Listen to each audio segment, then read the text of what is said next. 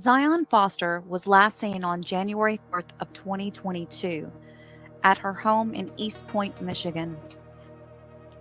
She reportedly left her home with her cousin Jaylin Brazier and has not been seen since. Some of the theories reported by Foster's family was that sex trafficking could be a reason for the 17-year-old's disappearance. It is reported that Jaylin and Foster were smoking marijuana together that night of January 4th of 2022. Jaylin, who is 24 years old, claims that his cousin stopped breathing for an unknown reason while they were smoking. He said that he panicked and decided to put her body into a dumpster because she wasn't breathing. Officials say that Brazier put the 17-year-old in the trunk of his car and drove her body to a landfill. When Detroit resident Jaylin Brazier turned himself in on January 19th, he did so alongside his lawyer. He admitted he had been lying to police, and 3 days later, he was officially arrested on a warrant connected to his cousin's disappearance. Officials charged him with lying to a police officer in a violent crime investigation and lying to a peace officer. He was arraigned on January 24th of 2022. On March 30th of 2022, Brazier was sentenced to 23 months to 4 years in prison for lying during the investigation of Foster's appearance. But in January of 2023, he was released. 2 months later, a search for Foster's body began on May 31st at Pine Tree Acres landfill in Lenox Township. The massive search was planned for a 100 by 100 foot area. Local crews used heavy machinery to remove about 20 feet of material to search the landfill for Foster's body. Originally, officials said that the search could last as long as 7 to 8 weeks. At the beginning of August, crews dug between 25 to 28 feet. Authorities believe that Foster's body could be buried at least 75 to 100 feet beneath the surface of the landfill. Police say that they searched through 3,500 truckloads of trash. The landfill search concluded on October 12th of 2022.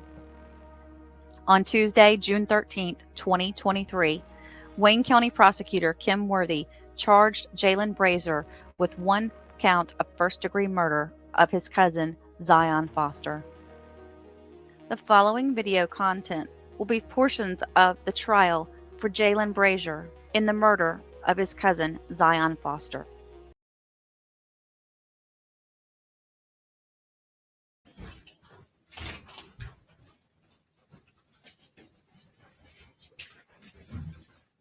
Will you please raise your right hand? Do you solemnly swear or affirm that the testimony that you are about to give before this court today will be the truth, the whole truth, and nothing but the truth? I do. Thank you. Please take your seat at the witness stand. Good afternoon. Ma'am, you'll be asked a series of questions. Please wait till each question is fully asked before you respond. We only have one person talking at a time. Please try to avoid a natural tendency for nonverbal answers such as shrugs of the shoulder, nods to the head, as well as because those don't translate into the record. If there's an objection, please stop talking until it's resolved. Please keep your voice up, and if you would, please say your name and spell it. Courtney Stieg, Courtneey Stieg.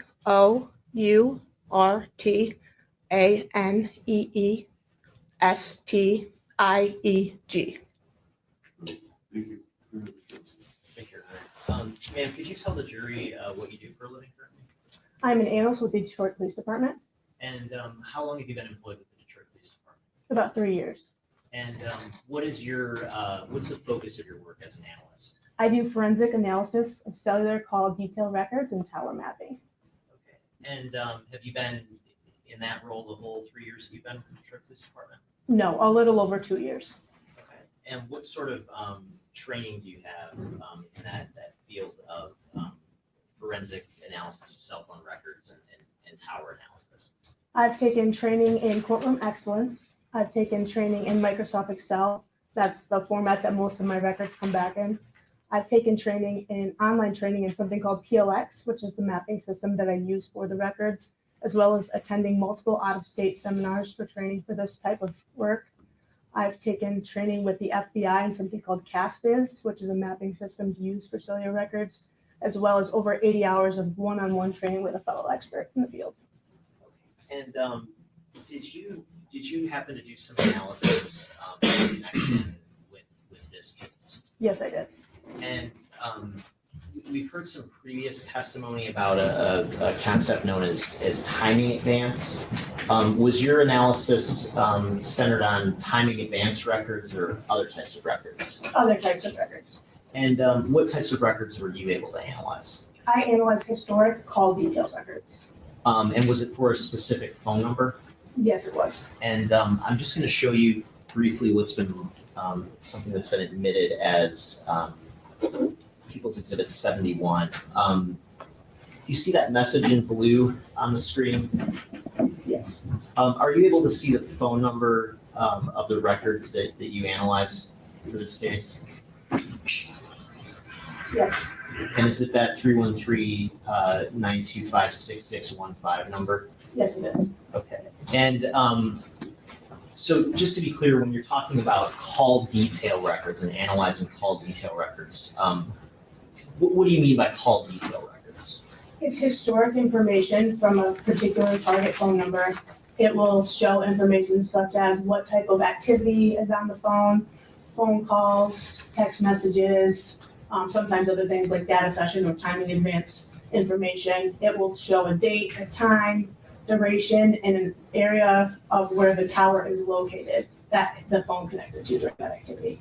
Okay, and based on, when you do this type of analysis, based on getting just that sort of basic record of where the tower for a particular call is located, is there any way that you can analyze the possible location of the phone at the time that record was generated? I can tell you a tower that a device is utilizing during the activity that is being analyzed. Okay. And this sort of process that you use to analyze call detail records, is that something you just came up with, or is that something that's used more widely within the law enforcement community? It's used more widely than the law enforcement community. And have you ever testified as an expert in the field of historical call detail record analysis and tower mapping? Yes, I have, 8 times. Okay, and has any court ever declined to find that you're qualified to testify as an expert in that field? No, they have not. Your Honor, with that, I move to, or I'm sorry, I'll pass for any more here. Next to expertise. No questions. Thank you, Your Honor. With that, I would just ask that the witness be deemed qualified to testify as an expert in the field of historical call detail records and tower analysis. Based on their education, training, and experience, I'll qualify a person to already submit to.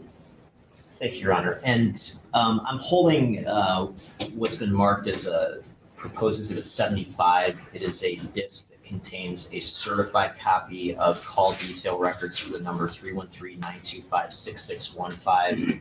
And I would just move for that to be admitted under Michigan Rule of Evidence 902 subsection 11. Any objection? No objection. Thank you, Your Honor. And ma'am, in terms of the records that I just discussed in this disc, are these the records that you utilized for purposes of your analysis in this case? Yes, they are. Okay. And did you prepare a handful of reports that summarize some of the analysis that you did in connection with your analysis of this specific number? I did. Okay. And I'm holding what's, we're going to walk through some but not all of these reports. I'm holding first what's been marked as proposed Exhibit 76. May I approach, Your Honor? Yes. What is proposed Exhibit 76? This is a calls report for target phone number 313-925-6615. Okay, and does the data reflected in that report come from the call detail records that you had for that number? Yes, I do. And does it summarize those records in some way? It does. And how does it summarize, or how does it limit those records? This shows the target, the date, the time, the type of activity, and who the target was talking to, with the number that the target was communicating with during that activity. Okay, and that particular summary, is that limited to activity with a particular number? Yes. And what is the number that activity is limited with? This is contact with the phone number of 313-516-7046. Okay. And again, if you were to go back into the call detail records today and prepare another summary, would you get a summary that looks kind of like the document that you're holding in your hand that's marked as proposed exhibit 76? Yes, it would. I move to admit proposed exhibit 76. No objection. And may I publish, Your Honor? Yes.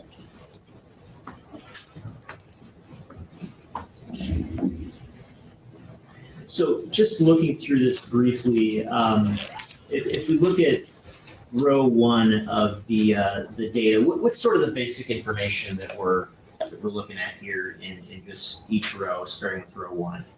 This shows the target phone number that's being analyzed, the date of the activity, the time of the activity, the duration, what type of activity it is, such as voice, text, or data, the call status, the direction, so whether it's ingoing or outgoing to the target number, as well as the ID, contact ID or phone number that this target is in communication with. Okay, and again, all these rows, if we're going from page 1 all the way down to page 32, we're looking at communications with the same number, is that correct? Yes, And if we start, what's the first date of those communications? July 12th of 2022.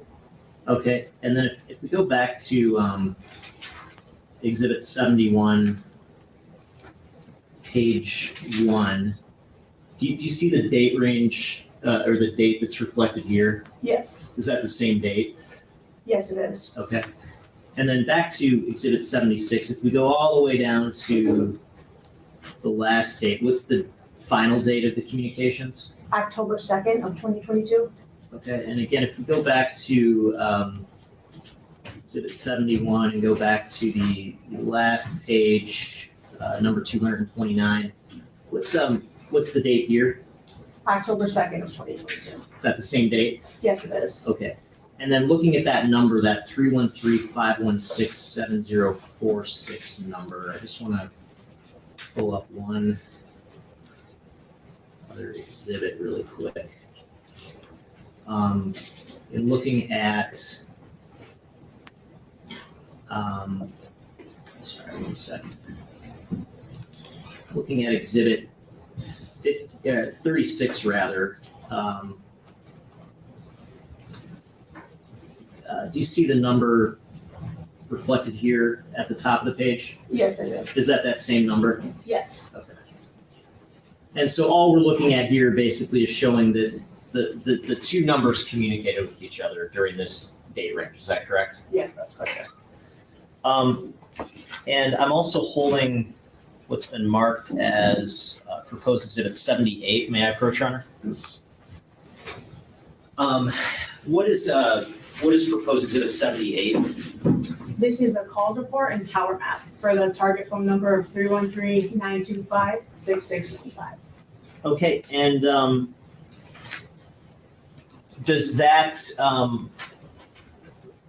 report, is that a fair and accurate depiction of part of the analysis that you did in connection with mapping the records from that 925-6615 number? Yes, it is. And does that just show a tower associated with that number on a particular date? Yes, this shows the tower that this phone utilized during a phone call. Okay. And what's the date of that particular phone call? This is July 11th of 2022. Okay. And Your Honor, with that, I move to admit proposed exhibit 77. I'm sorry, is that 77? 78. 78, I'm sorry. 78. No objection. All right, it's moved. And may I publish? Yes.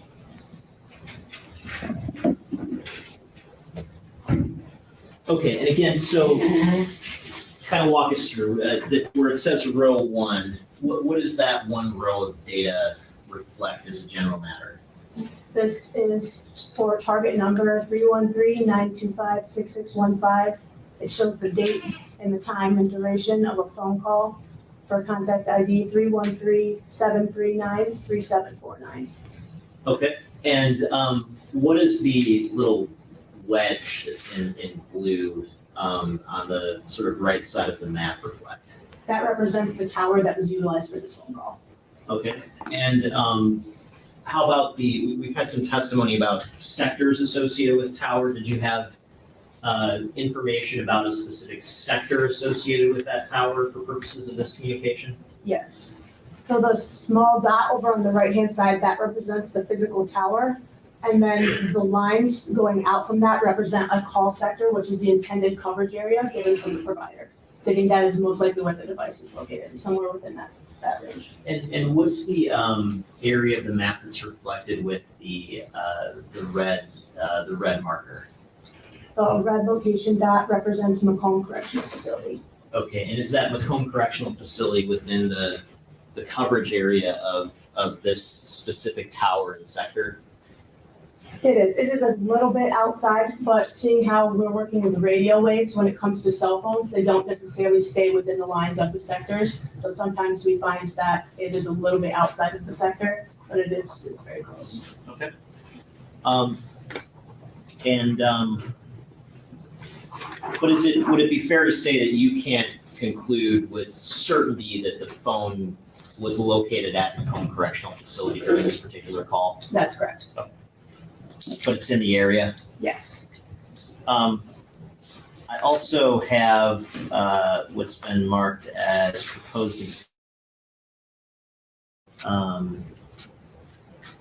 with proposed exhibit 80. May I approach, Your Honor? Yes.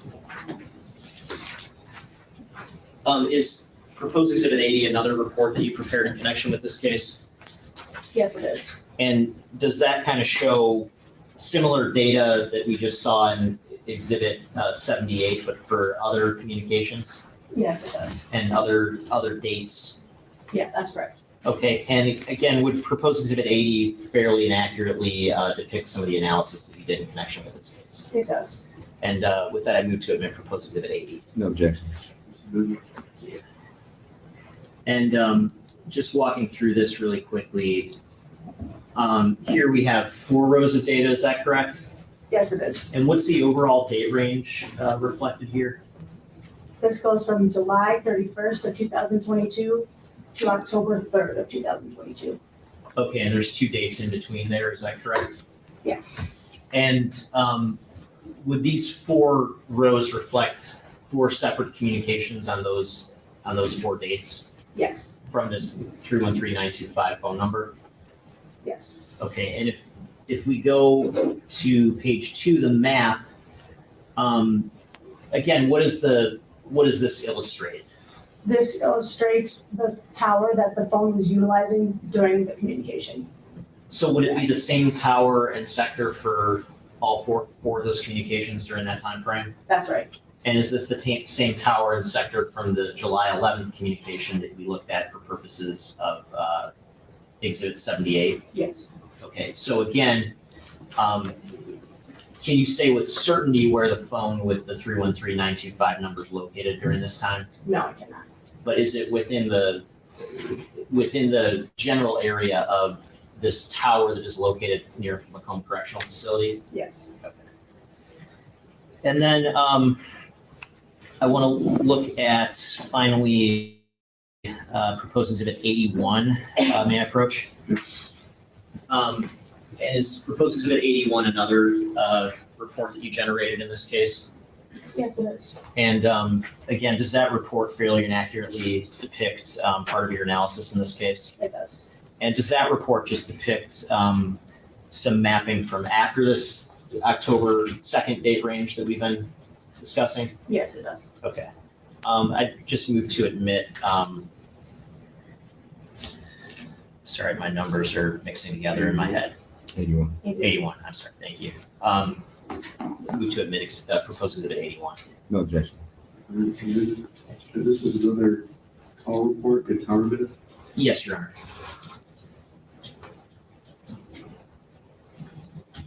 Honor. And so looking at this, we've got 2 rows of data that we're looking at this point. That's right. And what are the dates of those 2 communications? The first one is October 6th, 2022. Second one is October 10th of 2022. Okay, and what information, if any, do you have about the phone's location at this point in October 6th of 2022 and October 10th of 2022? It is utilizing a tower down near Jackson, Michigan area. Okay, so different location by that time. Yes.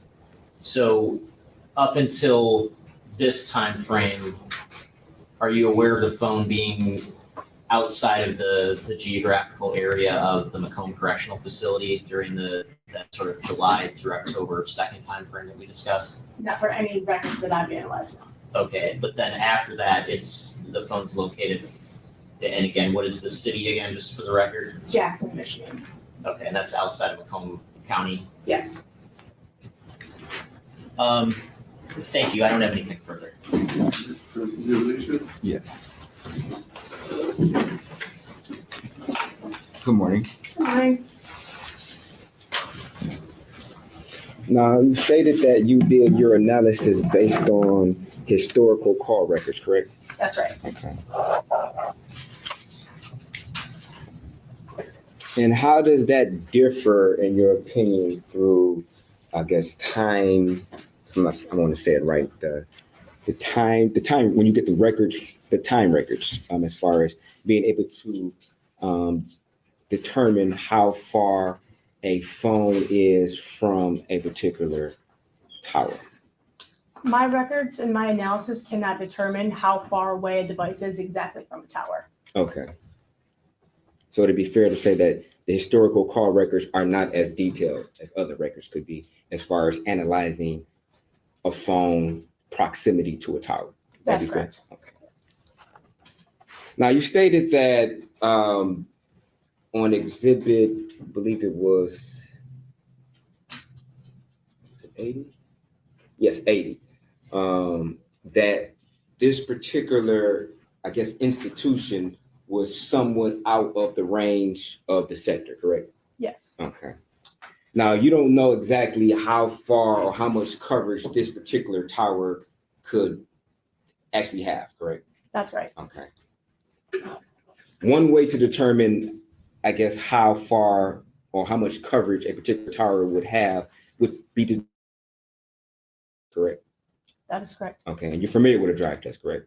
I am Okay. somewhat familiar with the drive. Okay, in essence, a drive test, for, in layman's terms, 'cause I'm not an expert, you would have some piece of equipment where you would station yourself at the base of the tower, and you would somewhat keep driving away from the tower until there would be no coverage or signal from that particular tower to try to determine how much coverage or how far that signal would project from that tower, correct? I'm not sure exactly the process of what it takes to complete drive testing. I've never done so myself. My department does not utilize that. Okay. So I'm not exactly familiar with the step-by-step. of how it Okay, works. have you ever researched drive tests before, just to get a general idea of what the process contains? I know that drive testing is the most accurate way to test current radio waves. There's no way to drive test historic records, which is what I work in. Okay.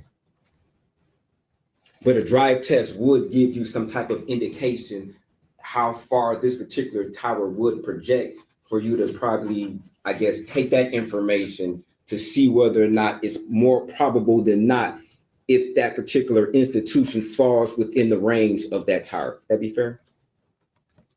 I can't say for sure. Okay. Are you familiar with a propagation map? No, I'm not. Okay. You never heard of that before? No, I have not.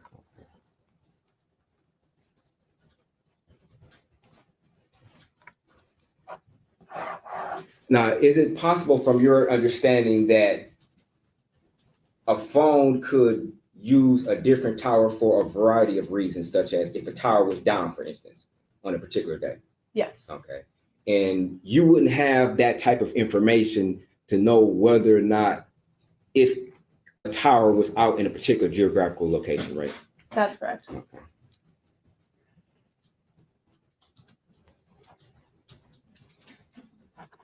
And you wouldn't know where if a phone changed locations if that particular phone was not used in connecting to a tower, correct? I'm sorry, can you rephrase? You wouldn't know if a particular phone was moved from an area if that phone was not being used to either send a text or use the voice network on that from that provider, correct? That's correct. So in essence, if a phone was turned off and it moved, say, from Lansing to Grand Rapids, you wouldn't be aware of that movement, correct? Right.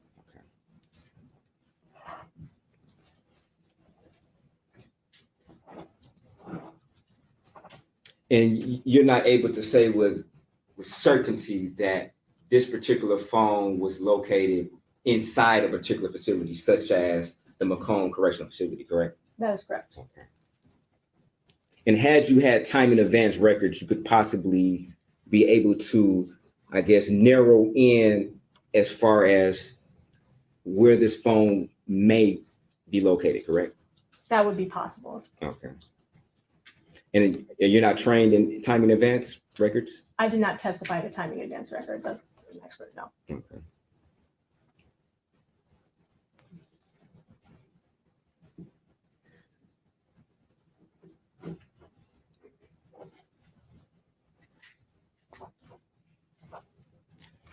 Thank you. No further questions. Any questions from the jury? Seeing none, ma'am, you can step down.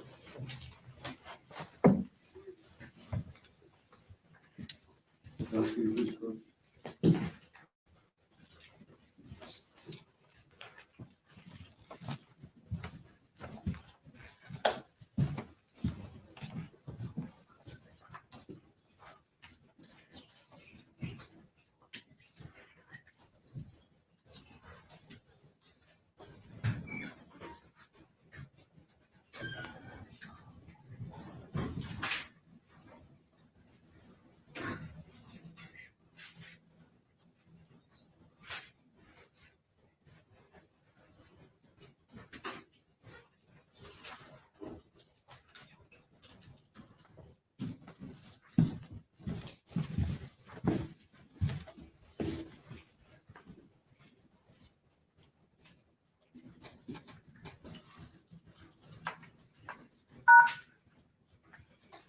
All right, ladies and gentlemen, it's just about 12:30.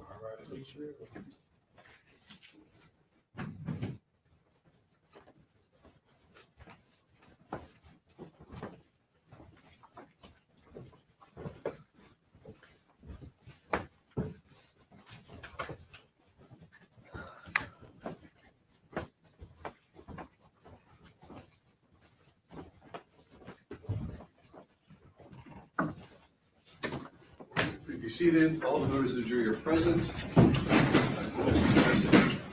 you, Your Honor. At this time, the people call Lee Lavity.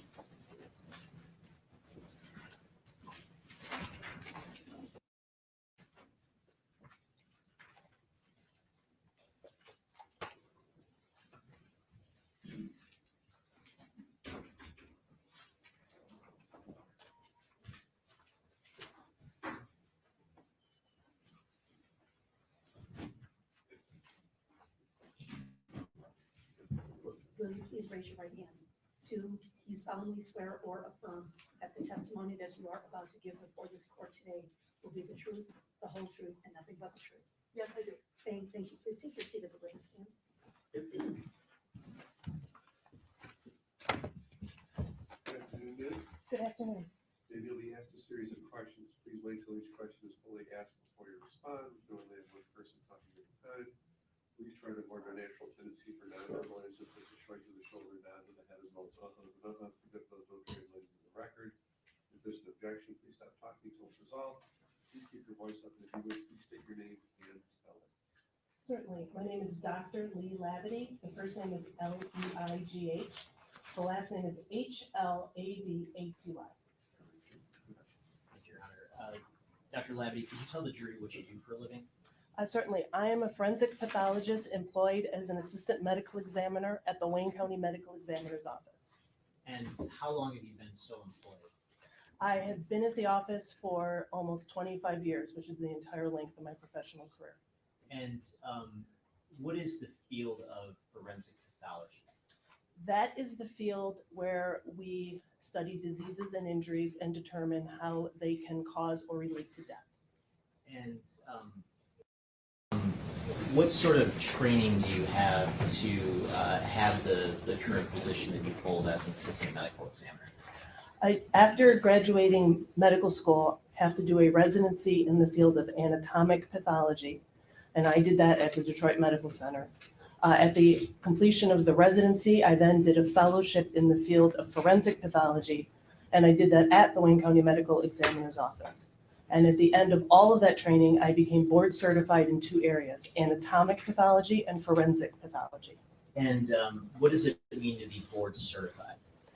It means that I met the qualifications that the American Board of Pathology set forth, meaning that my training was in an accredited program and that I had satisfied all of the requirements. I then sat for an exam and I passed the exam and therefore am deemed to be board certified in the 2 areas. And in terms of your career working as a forensic pathologist, how many cases would you say you've worked on in total, if you can estimate, in trying to determine the cause and manner of somebody's death? In my 25 years, I have performed well over 9,000 autopsies, as well as having to determine causes of death in individuals that we don't see the body in. Okay. And let's discuss both of those circumstances. You mentioned performing autopsies is obviously part of your job. Yes. What is an autopsy? An autopsy is the examination of the body. It consists of 2 parts, the external examination as well as the internal examination. And we are looking for identifying features, injuries, and diseases. We also have the opportunity to perform testing, like doing x-rays, doing genetic testing, doing laboratory testing, toxicology. So we have that ability. And you mentioned also in some cases you're working on cases where you don't have a body. How much you go about looking at the cause and manner of death in a case where there's not a body? So the cases that we're referring to are the deaths that are called into our office. We have around 21,000 deaths reported to our office each year. And we only bring in just under 4,000 of those individuals for an examination. The rest of them, if it's an individual, say an elderly person who dies in their sleep and they haven't seen a physician in years, someone needs to complete that death certificate. In those cases, and we get them every day, we have to have knowledge of the age, their medical and social history, and the circumstances surrounding the death.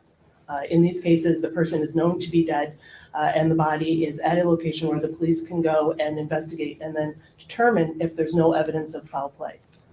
And if all of that occurs, we then can complete a death certificate on a person who we have not examined. Okay, and when you're completing a death certificate of someone you haven't examined, what sort of sources do you look to for information? Certainly, again, we look at their age and therefore what are the most common causes of death for a particular age group. We want to know their medical history, their social history, specifically drug and alcohol usage, and then the circumstances, which would come from the officer at the scene. Is there any signs of foul play, any signs that the house had been ransacked, anything that would appear that it was anything other than a natural death? Okay, and have you previously testified as an expert in the field of forensic pathology? Yes, I have. And can you say approximately how many times you testified? It's been over 450 times. And has any court ever declined to qualify you as an expert in the field of forensic pathology? No. With that, I'd pass for any board here as to Dr. Lavity's expertise. No questions. Thank you. And so, Your Honor, I would just ask that Dr. Lavity be qualified as an expert in forensic pathology. All right, and you received medical training then? Yes. Okay, and where did you do your medical training? I graduated from Wayne State University School of Medicine. My residency was at the Detroit Medical Center, and my fellowship was at the Wayne County Medical Examiner's Office. Based upon our education, training, and experience, I'll qualify you as an expert in the area of forensic pathology. Thank you, Your Honor. And Dr. Lavity, did you do some work in connection with an individual by the name of Zion Foster? Yes, Detective Gilliman in March of 2022 had contacted our office seeking assistance with general knowledge about obtaining a death certificate and jurisdiction. As the senior and most experienced pathologist in the office, I took that call and answered the questions. It then turned out to be relating to this case, and I was asked a year later if I would be willing to review some materials and offer opinions in court. Okay, and did you ultimately review some materials in connection with this case? Yes, I had asked for copies of her medical records, as well as copies of a summary of the statements that were given regarding the circumstances surrounding her death.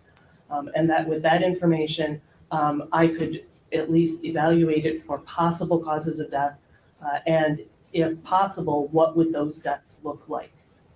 Okay, and in terms of the medical records, I'm holding what's been marked as proposed exhibit 56, Your Honor. It's a set of medical records from Henry Ford Health System for Zion Foster, and I'm moving for that to be made under 902 subsection 11.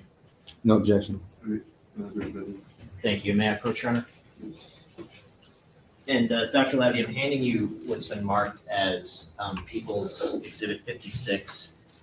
Can you just confirm briefly whether those are the records that you reviewed in connection with this case?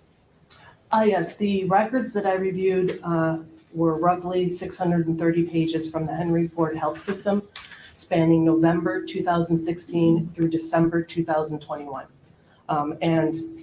Without going through each page, this indeed appears to be a hard copy of the records that I received.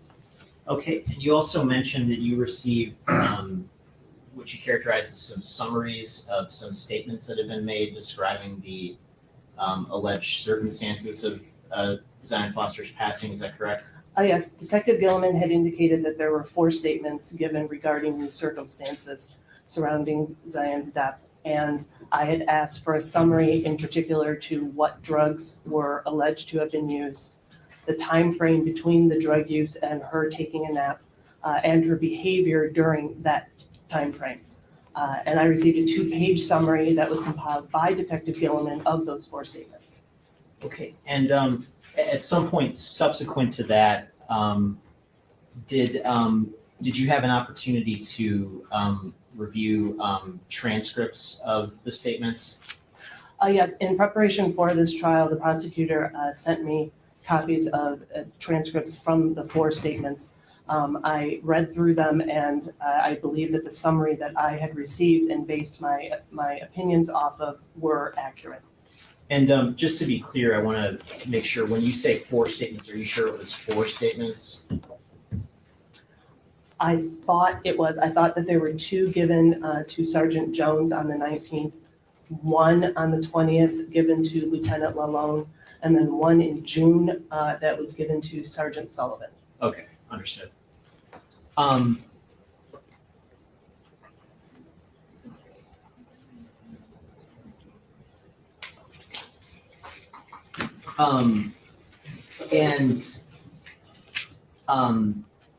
As part of your work in connection with this case, what did you do with respect to those medical records that you're holding that have been admitted as Exhibit 56?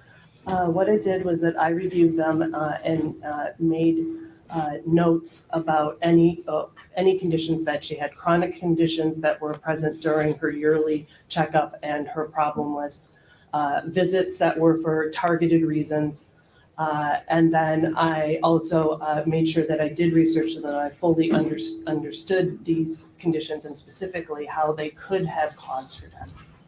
Okay, and I want you to open up the records to the portion that's dated November 18th of 2016.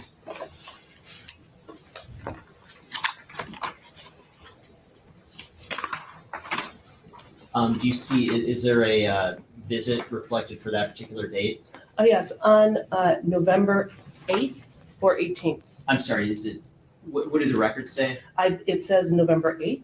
Okay, I must have made a typo. So November 8th of 2016, was there a visit reflected for that date? Yes, this was the date of a well child visit or a routine checkup that was at Sterling Heights Pediatrics. Okay, and Other than the sort of indication that it was for a well child visit or routine checkup, was there anything else in the documentation for that visit reflecting the purpose of the visit? The thing listed in the diagnoses besides the well adolescent visit was dietary counseling, exercise counseling, and then screening for anemia. Okay. And in terms of the record associated with that particular visit, is there anything notable in that record? No, there were no signs or symptoms, and there were no other indications of any other problem or any additional testing that was ordered. Okay. And what's the date of the next visit reflected in the records? That would have been January 24th, 2017. And is there any indication in the records as to what the purpose of the visit on January 24th, 2017 was? Oh, yes, this was a visit again to Sterling Heights Pediatrics for a cough, sore throat, and a headache. Okay. And do the records for that particular visit reflect any diagnoses? Yes, she was diagnosed with strep throat. Okay. And in terms of the record for that January 24th, 2017 visit, was there anything else notable? No. Okay. And what's the date of the next visit as reflected in the records? This would be April 22nd, 2017. And do the records indicate what the reason was for that particular visit? This particular visit was to the emergency room, Sterling Heights Emergency Med, and she was kept for 1 day. Okay. And is there any indication of whether there were any reported symptoms or diagnoses made during that visit? Yes, she was seen for a cough and she was diagnosed with pneumonia. Okay. But in any case, she was just kept for 1 day, is that correct? Yes, or it was like an overnight situation. It may not have been a full 24 hours, but yes. And in terms of the records for that April 22nd, 2017 visit, is there anything else notable? No. What's the date of the next visit reflected in the records? The next visit is September 19th, 2017. And do the records indicate what the purpose was for that particular visit? This was again a well child visit, and again to Sterling Heights Pediatrics. And do the records for that visit reflect whether there were any diagnoses made or any notable symptoms reported? No, this again was a well adolescent visit, dietary counseling, exercise counseling, and apparently she received a sports physical. And was there anything else notable in connection with that September 19th, 2017 visit? No. What's the date of the next visit reflected in the records? We are now February 2nd, 2018. And do the records reflect what the purpose was for the visit on that date? Signs and symptoms of an upper respiratory infection. Okay. And were there any diagnoses made in connection with that visit? Yes, that she was suffering from a right ear infection. Okay. Anything else notable in connection with the records for that February 2nd of 2018 visit? No. What's the date of the next visit? February 25th, 2018. And is there any stated reason for that visit in the records? Yes, this was to Sterling Heights Emergency Medicine, and it was for a finger injury. Okay. And was there any sort of diagnosis or other reported notable symptoms in connection with that visit? No. Anything else notable in the records for that visit? No. What's the date of the next visit? February 1st, 2019. Okay. And do the records for that visit indicate what the reason was for the visit? Yes, this was to Frazier Family Medicine, and the reason was established care. But the diagnoses, if I can read them, would be a chronic migraine without aura, hyperreflexia, which would be flexible joints, as well as joint pain and chronic fatigue. Okay. And was there anything else notable in connection with that February 2019 visit? No. What's the date of the next visit? The date of the next visit was May 9th, 2019. And do the records indicate whether there was a specific reason for that May 9th, 2019 visit? Yes, she went for vomiting and an upper respiratory infection, and she was diagnosed with an acute upper respiratory infection. Okay, was there anything else in terms of diagnoses or reported symptoms at that time that was notable? No. What's the date of the next visit? Is May 11th, 2019. And do the records indicate what the purpose was for that visit? This was to a walk-in clinic, and it was for a cough. And was there any diagnosis made at that visit? Yes, she had a sinus infection, and then she had earwax impacted in her ears that had to be removed. Okay, anything else notable in connection with that visit? No. What's the date of the next visit? The date of the next visit was October 2nd of 2019. And do the records indicate whether there was a reason for that particular visit? Yes, for nausea, dizziness, headache, sore throat, and chills. And do the records for that visit indicate whether there was any diagnosis made during that visit? Yes, she had a right ear infection again and sore throat. Okay, anything else notable in connection with that particular visit? No. What's the date of the next visit? The next visit is December 12th of 2019. And do the records indicate what the reason was for that visit? Yes, she went to Cottage Walk-in Clinic for an irregular heartbeat. Okay. Do the records indicate whether there was any diagnosis made at that visit? Yes, she had described the irregular heartbeat as sometimes her heart is racing and other times barely beating at all. On exam, the only abnormal finding was tenderness of her chest wall, and they did an EKG, which was normal. So her diagnoses were that the palpitations were due to anxiety. Okay. And anything else notable in connection with that visit? No.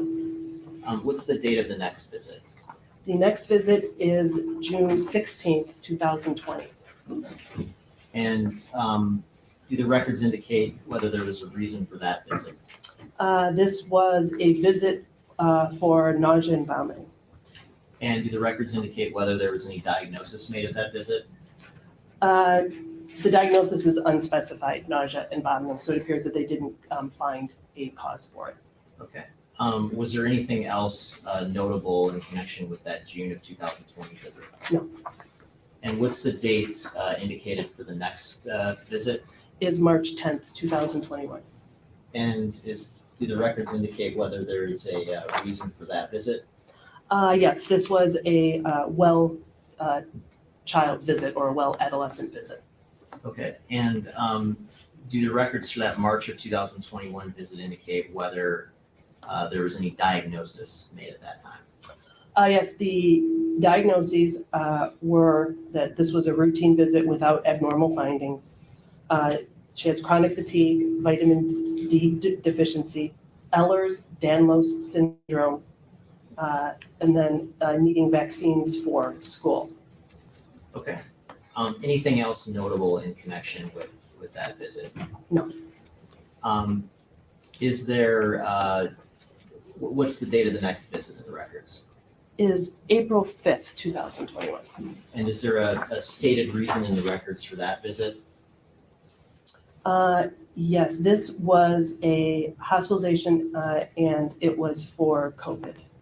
Okay. And does it indicate whether there was any diagnosis made during that visit? Yes, she was diagnosed with COVID-19 infection as well as Ehlers-Danlos syndrome unspecified Okay. appearing. And does it indicate how long she was hospitalized? She was hospitalized for 2 days. Okay. And how about the date of the next visit? Okay. The next visit was April 12th, so 5 days after she was discharged from the hospital. Trying to get them over, sorry. Okay. And do the records indicate whether there was a stated reason for the April 12th, 2021 visit? Yes, this was to an emergency room, and it was for continuing respiratory symptoms. Okay, and do the records indicate whether there was any diagnosis made at that time? Yes, at this time, she was diagnosed with pneumonia due to COVID. Okay. Was there anything else notable in connection with the records for the April 12th, 2021 visit? No, except that this pneumonia was treated as an outpatient. She was not admitted to the hospital for it. And what's the date of the next visit? The next visit was October 21st, 2021. And do the records indicate whether there was a stated reason for that visit? This visit was to family medicine for depression. Okay. And do the records for that visit indicate whether there was any diagnosis made? The diagnosis was anxiety and depression. And was there any sort of anything prescribed at that time, what the records indicate? She was prescribed Prozac or fluoxetine. The dosage was 10 milligrams per day. Okay, and are you familiar with the prescription medicine known as Prozac? Yes. And what is Prozac prescribed to treat? Prozac is fluoxetine, and it is prescribed. It is an antidepressant. Antidepressants are classified according to how the mechanism that they work in your body through. And fluoxetine is known as a selective serotonin reuptake inhibitor, an SSRI. And that is important when you're considering other diseases and whether they should be prescribed for them or not. And this is the lowest dose or the starter dose for Prozac. The dosage can get much higher. And can SSRIs like Prozac be used to treat anxiety as well as depression? Yes. And is it common in your experience for them to be prescribed to treat both anxiety and depression? I would object. I believe this goes beyond her expertise. She's not a pharmacologist. She stated that she's a forensic pathologist, so I don't believe she would be well versed on some of these medications, on what the causes or particular ailments necessary for an individual to take these. I'll lay more foundation, Your Honor. Okay. In your work as a forensic pathologist and as a trained medical doctor, do you have familiarity with prescription drugs? Yes, but my familiarity is with how they might cause death or in combination with other drugs result in death. And I guess based on that knowledge, do you have some familiarity with the prescription practices relating to certain prescription drugs? With regards to Prozac, what I'm familiar with is that this is a starter dose versus one of the higher doses, and again, how it might interact with other diseases or drugs to result death. All I know is that I know that it is prescribed for anxiety and depression, but in what particular instance this versus another one, that's beyond my area. Okay, understood. But I guess what I'm wondering is can Prozac be used to, can Prozac be prescribed for depression and anxiety? Yes. And you mentioned the dosage that Ms. Foster was prescribed was how much? 10 milligrams per day. And what was it that you said about that particular dosage? This is what the starter dosage is for Prozac. It can go up significantly higher for the total dosage per day. And are you aware of, based on your medical experience, of any safety issues relating to Prozac? Thankfully, no. Other types of antidepressants, there are some very serious contraindications for prescribing them, but Prozac is considered a low risk with a lot of other conditions and medications. Are you, in your work and in your training, are you familiar with whether there are possible side effects with abruptly stopping taking a drug like Prozac? Yes, with all antidepressants, you would preferably not want to just stop cold turkey. You would want to have a physician taper them because you can experience withdrawal symptoms. For Prozac, withdrawal symptoms are not serious, they're just uncomfortable. It refers to general malaise and fatigue. But abruptly stopping Prozac doesn't cause any significant impact to your health. And with regards to the 10 milligram dose, stopping it abruptly would not even really give you withdrawal symptoms because it takes so long for the drug to be metabolized in your body that the drug is sort of, as it's being metabolized, self-tapering itself at that dose. If it was a higher dose, you definitely would want a physician to taper you down so that you aren't uncomfortable. But again, at the 10 milligram dose, the drug is basically, as it's leaving your body, self-tapering because it takes so many days for it to leave your body. And in connection with this particular visit where the Prozac was prescribed, is there anything else notable in the records for that visit? No. And what's the date of the next visit? The next visit is November 10th, 2021. And is there any stated purpose in the records for that particular visit?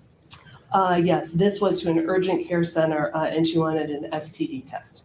And was there any sort of diagnosis made in connection with that particular visit? No, she received the screening, but she must have not had any sexually transmitted diseases because there's none listed. Okay, anything else notable in connection with that visit? No. And what's the date associated with the next visit? The next visit is December 22nd, 2021. And do the records indicate whether there was a reason for that particular visit? Yes, it was for a sore throat. Okay, and is there any indication that there's any diagnosis in the records for that visit? Yes, she was diagnosed with an upper respiratory tract infection and again, a right ear infection.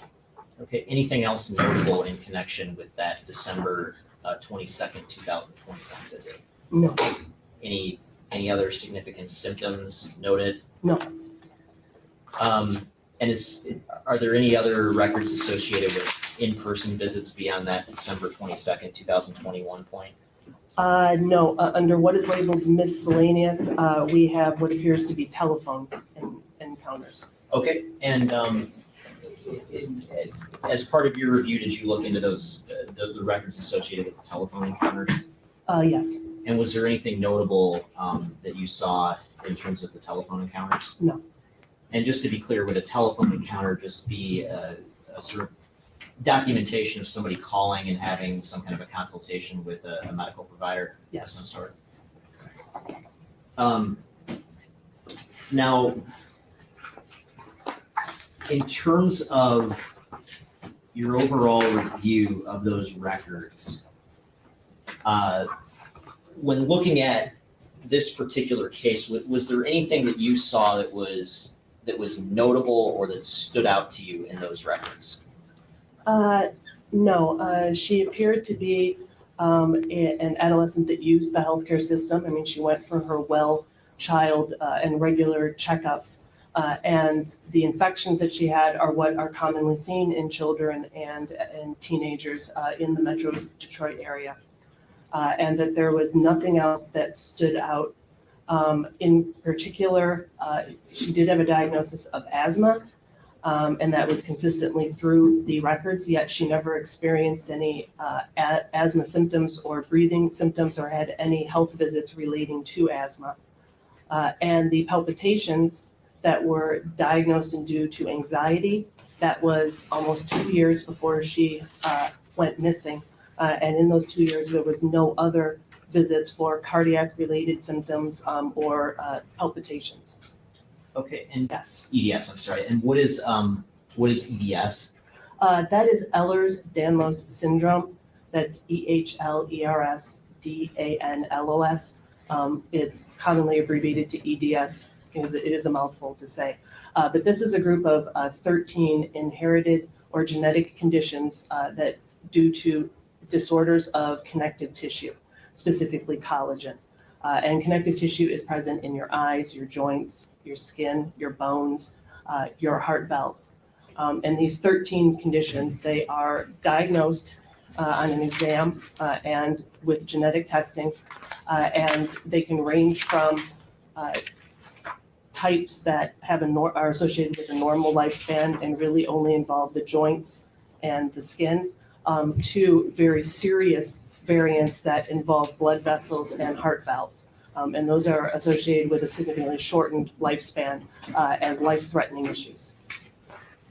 And I guess, was there anything that stood out to you about was it just one instance that was reflected in the records for Ms. Foster? What stood out to me was the comment about her hyperflexible joint and joint pain was there, but the diagnosis of EDS, again, follows a very predictable path and genetic testing. And there was nothing in the records that indicate who did this, what the exam, what the genetic testing was, that her EDS was never subtyped, and it was not consistently through her medical records. So it was a condition that sort of appeared and then didn't.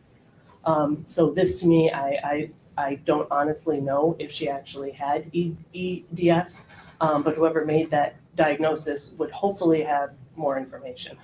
Okay, and in terms of anything that you saw in the totality of those records, is there any sort of condition or symptom that might explain someone dying spontaneously from natural causes? Going through the record, the only condition that could have resulted in sudden death or unexpected death in her would have been asthma. But asthma does not cause sudden death. You just don't die suddenly. You die in an asthma attack. And asthma attacks it's like you're being suffocated. So it's the antithesis of falling asleep. I mean, you are struggling to breathe. You're breathing fast. If you have your inhalers, you're using it. I think to every person observing someone in an asthma attack, it's clear that something is wrong and going on. And that was not any signs or symptoms that were in the circumstances that were given to me. So again, based on her history, the one thing that I think could have caused her death at 17, the circumstances did not seem to support that. Okay, and when you talk about the circumstances, you're referring to the summaries of the statements that you Yes. reviewed. And so was anything in those statements, to the extent that you reviewed the summaries or the transcripts, consistent with an asthma attack? No, there was no mention of any difficulty breathing or breathing. The only comment relating to the breathing was that when she felt sleepy and took a nap, that her breathing appeared to be slowing down. And in your review of the medical records, did you come across any indication that Ms. Foster had been diagnosed with any sort of seizure condition? No, at no point in the medical records was any seizure or seizure-like activity discussed or observed. There was no testing done for it. There's very specific testing that would be done to diagnose epilepsy. And so she never received a diagnosis, at least in the records that I received, of a seizure disorder. Okay, and in terms of those records, were there any sort of reported symptoms that could have been consistent with a seizure diagnosis? No, in the medical records, there was nothing to indicate that she was experiencing seizure or seizure-like symptoms. And are there different types of conditions that could cause one to have seizures? Yes, if seizure-like activity is observed, that could be an honest seizure. And there's many different types of seizures, some that involve your awareness, others involve body movements. But seizure-like activity could also represent an underlying cardiovascular problem. It's not that you're really having a seizure, but that you're temporarily your brain is not getting enough blood because of underlying issues. And that is resulting in what looks to us like a seizure. And do you have any familiarity based on your medical training what like a typical seizure might look like in terms of symptoms while someone's experiencing it? Again, there's a lot of different conditions, and they can range from what is known as an absence seizure, which is when you just sort of space out for a moment or two and then you snap right back to it. to what people know as grand mal seizures, where you are full on, thrashing around, and lack for a better term, you're going to be concerned about them swallowing their tongue and making it through the actual seizure. Okay, and you mentioned an absent seizure. Hypothetically, if somebody just spaced out for a second or two and then sprang right back to it, could that be consistent with an absent seizure? Yes, absent seizures are one of the most common types of seizures in children. And one of the main reasons why their performance in school might not be that great. There's, like the teachers will say, they're daydreaming a lot. The hallmark of the absent seizure is that it lasts for a very short period of time, and as soon as it's over, there's no confusion or post-ictal state like there is with other types of seizures. It can be also associated with focal body movements, like some movements of the mouth or the eyes or the hands. But the key is really a very short duration, and you don't, when it is over, you have full awareness of where you are and what's going on. And are you aware of absent seizures being able to cause someone to die suddenly? According to the Epilepsy Foundation, absent seizures are not associated with sudden death. When you have epilepsy, all types except absence, you can die in a seizure, or you are at an increased risk for sudden death. It is a sad fact of epilepsy. But absent seizures, the risk of dying in a seizure, there is no increased risk of sudden death.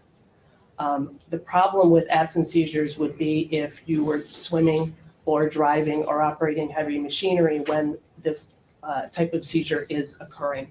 You might get into an accident or a difficult situation because of the environment you were in when you had it. And you also mentioned like a grand mal seizure. Would that be sort of the more prototypical seizure with more apparent symptoms that I think you would expect to see? Yes, again, there is a lot of different types of seizures where only one part of the body might move. The entire body, whether you know that they're coming on or not, the length of the seizure. These little focal space outs can also happen with other types of seizures. This is why it's important, if you're having seizure-like activity, to go to the doctor and get diagnosed, so that if it is a part of a much more worrisome seizure, that can be addressed. And in terms of those more serious seizures, are more serious seizures potentially associated with sudden death? Yes, again, all except the absent seizures you have an increased risk of sudden death, which means that you die suddenly, but not while having a seizure. And in epileptics, the risk of that is actually 1 in 1,000. And in terms of the materials that you reviewed, both summarizing the statements and the transcripts of the statements, did you see any descriptions from the supposed circumstances of Zion's passing that were consistent with either an absent seizure or a more serious type of seizure? No, there was nothing that I reviewed or received that described anything either from a space out to something that would look more like a traditional seizure. In short, there was no behavior that was described or recorded to the police that described a seizure. Okay. Did you look into issues surrounding drug use as potential explanations for sudden death in this case? Yes, drug use and abuse is one of the most common causes of death in teenagers. In this case, because there was drug use that was being admitted to or alleged. So yes, we definitely considered drug use and abuse as a cause of her death.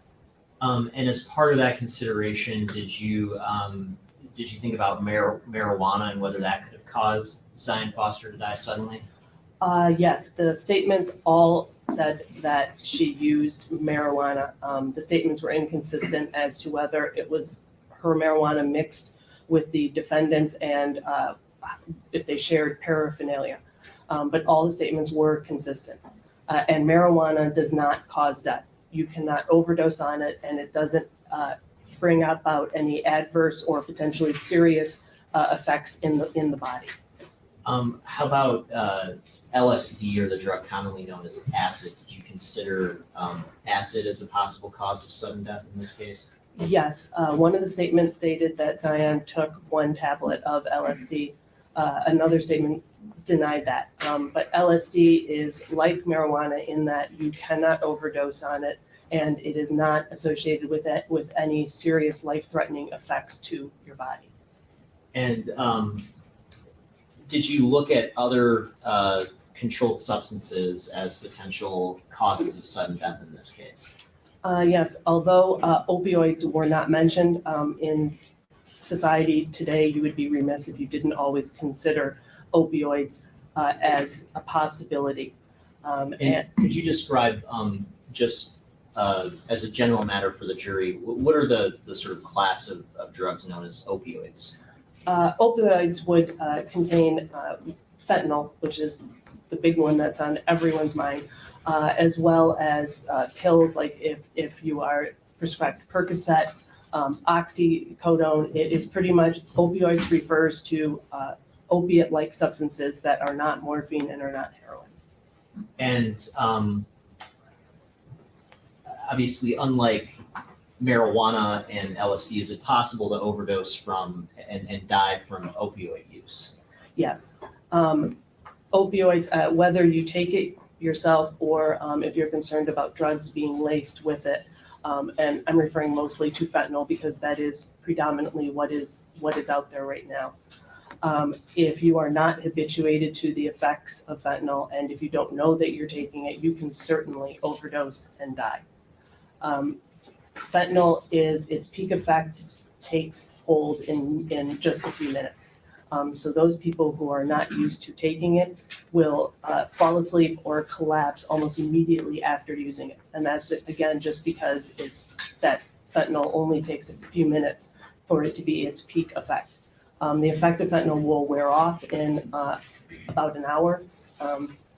And the signs and symptoms that were described, and in particular, there was a passage of time in all of the statements between the drug use and her death. And with that passage of time, that meant that fentanyl could not have caused her death because, again, she would collapse almost immediately after using it and not an hour or two later. Okay, and just to be clear, the sort of descriptions of the defendant's statements that you received about the supposed circumstances of Zion Foster's death, were those at all consistent with an opioid-related death? No, all of the statements had indicated that there was a passage of time between the uses of the drug and her taking a nap or becoming unresponsive. And that passage of time would be inconsistent with her using fentanyl. And how about pills like Percocets? Would that same sort of thinking apply to a death from opioid-related pills? Yes, Percocet is oxycodone mixed with acetaminophen. And there are 2 preparations. One is a like immediate release and the other is a controlled or sustained release. But all of the opioids are very consistent in that their peak effect happens relatively quickly and they don't last in the body all that long. So all of the opioids that we could consider, given, again, the passage of time that was in the statements, would make the opioids not a very likely cause of her death. Okay, and based on your review of both the summaries of the statements that you received about the defendant's statements and the transcripts of those statements themselves, can you opine as to whether there's any sort of medical plausibility to the claims that were made about Zion's passing? Well, the comments did not make any medical sense when trying to consider why an asymptomatic, otherwise healthy 17-year-old would die suddenly. The conditions that could have resulted in her death, like the asthma, the circumstances that were described did not fit. If she was having a cardiac event, she would have been experiencing palpitations. That was not in the circumstances. The drugs that she was known to have used, the LSD and the marijuana, could not have caused her death in any way. Other drugs like the opiates, the time frame that was described in the circumstances did not make sense. So in other words, the behavior that was described in the passage of time does not make sense in why she would have died. Okay, and if at the time that you had completed your analysis, you had heard additionally, hypothetically, that at one point in time, Zion had essentially passed out for a second or two, but you had no other information about that episode, would your overall conclusion have changed? No, if she only passed out once, albeit briefly, that could be an absence seizure or it could be related to something else. There was at no point in the medical records that I received was there ever a diagnosis of a seizure disorder. Admittedly, if there was one, if she had been diagnosed and it was a type other than absence, then most definitely she could have had a seizure. She could have died. She could have died from sudden death because of that condition. But I did not receive that information. And in terms of your overall experience and all the thousands of cases you've worked on, have you ever seen an otherwise healthy child die from a seizure? In children that have a diagnosis and a subtype and are on medication, unfortunately, yes. They can die while having a seizure, or they could just be found dead in their bed. But epilepsy is not something that we can diagnose after death. It's abnormal electrical activity in your brain, and when you're dead, your brain no longer has that activity. So it would have to be a condition that was diagnosed in life. And so yes, I have seen cases of that in children with a known diagnosis. And in terms of the known diagnosis, would that be what you would characterize as a serious seizure disorder? It could be anything other than absence, because again, they're all associated with sudden death. Obviously, the more serious in terms of the length of time and the deficiencies and defects that you have while having the seizure would your suspicion for dying from it go up. But again, any seizure except absence, that could unfortunately happen. Okay, and did you at some point reduce your analysis in this case to a letter? Yes, after I received the materials that I asked for, and we had a conversation with prosecutor, he asked if I would be willing to put my opinions into a letter addressed to the Wayne County prosecutor, and I said yes. And so I believe the letter is dated June 5th of 2022. Okay, and I'm holding what's been marked as proposed exhibit 57. May I approach, Your Honor? Yes. Dr. Lavity, does proposed exhibit 57 appear to be the letter that you drafted offering your opinion in this case? Yes, and I apologize. The date was June 5th, 2023. I was off on the year, but yes, it is a 3-page letter, and yes, this is a copy of it. Okay. Your Honor, I would move to admit proposed exhibit 57. No objection. It's admitted. Thank you. And when you drafted this particular letter, what was your sort of baseline conclusion? My baseline conclusion is that her cause of death is unknown. In a case like this, an autopsy and hopefully toxicology would need to be done to sort out what happened in her final moments. Looking at the medical history and the alleged drug use and the circumstances that I was given, there appears to be no obvious or likely cause of death. Then looking at the most common causes of death, for every age group, we always have to consider what is most common. And for teenagers, if they have survived childhood with the childhood cancers and syndromes, they have a relative grace period with regards to diseases until the mid-20s, when the acquired hypertension and diabetes start catching up to you. So teenagers, their most common causes of death are a lot of traumatic ways: firearm injuries, motor vehicle accidents, drowning, fire, suffocation, as well as drugs, cancers, heart disease, lung disease.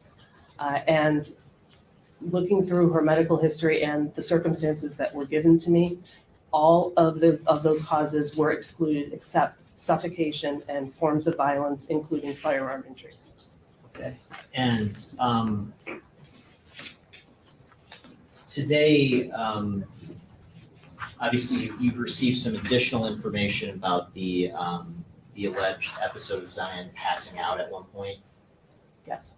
And with that additional information in hand, does that change or impact your analysis from this original opinion that you had? Again, my opinion would change if there was an actual diagnosis and a subtype known. So in other words, she was officially diagnosed with a type of epilepsy. Then yes, that could have been a cause of death for her. In the absence of that, no, I would still say that the circumstances and what we know doesn't explain why she died. Okay. And you mentioned one type of death that is left open would be suffocation. Yes. Have you done autopsies in cases where the deceased has been suffocated? Yes. Suffocation just means that you're not getting oxygen into the body, and you can suffocate by smothering, by having your nose and your mouth blocked. You can suffocate if you were strangled, so there's pressure placed on your neck. You can also suffocate if you hang. So there's multiple ways that you can bring about suffocation or asphyxiation. And in your experience and in your training, would a suffocation death necessarily produce blood from the victim? No, a lot of to do with suffocation is dependent on the struggle. The act itself of just blocking the nose or mouth or putting pressure on the neck, you're not breaking the skin, you're not creating a wound in which the blood in the body can lead. So it all comes down to struggle. If there is a struggle and there's a lot of contact between the assailant and the victim, some blood might be produced that way. But if the victim is very quickly overcome, then there won't be a struggle and you could expect to see no blood anywhere. And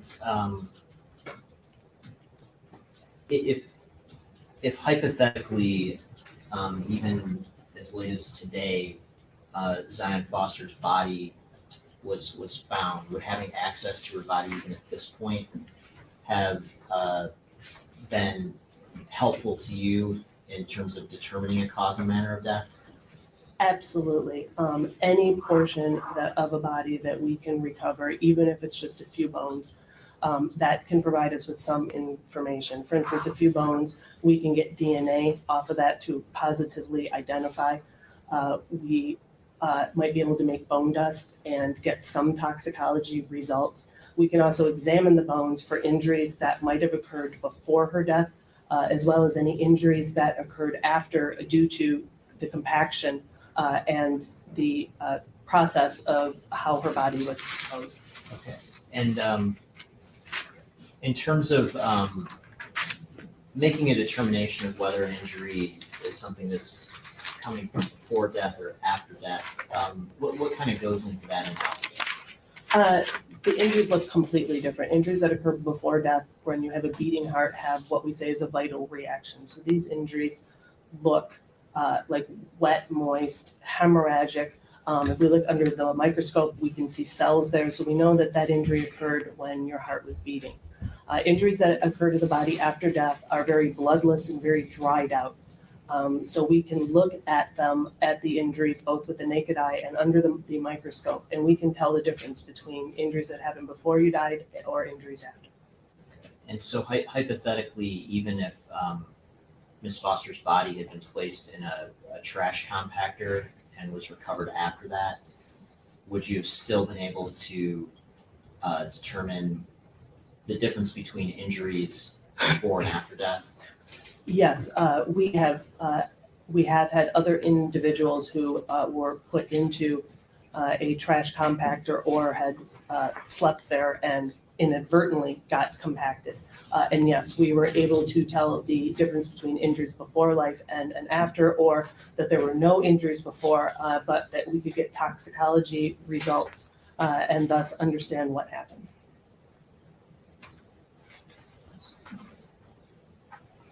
Thank you. No further questions. Yes, thank you. Good afternoon, doctor. Good afternoon. Now, when you did your analysis was premised on information that was provided to you, correct? Yes, on the medical records and on the summary of the 4 statements, yes. Okay.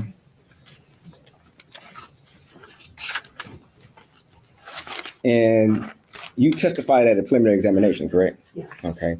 And at that preliminary examination, you were posed with the question of whether or not you knew Zion Foster was taking antidepressants, correct? And at that point in time, you indicated that no, you were unaware of that, correct? Yes. Okay. And that information is provided in the medical records, correct? Yes. Okay. Had you reviewed the medical records prior to you testifying at the preliminary examination? Yes, the records that I had received did not have medication lists in it. So I did not know that she had been prescribed any of the medications. Okay.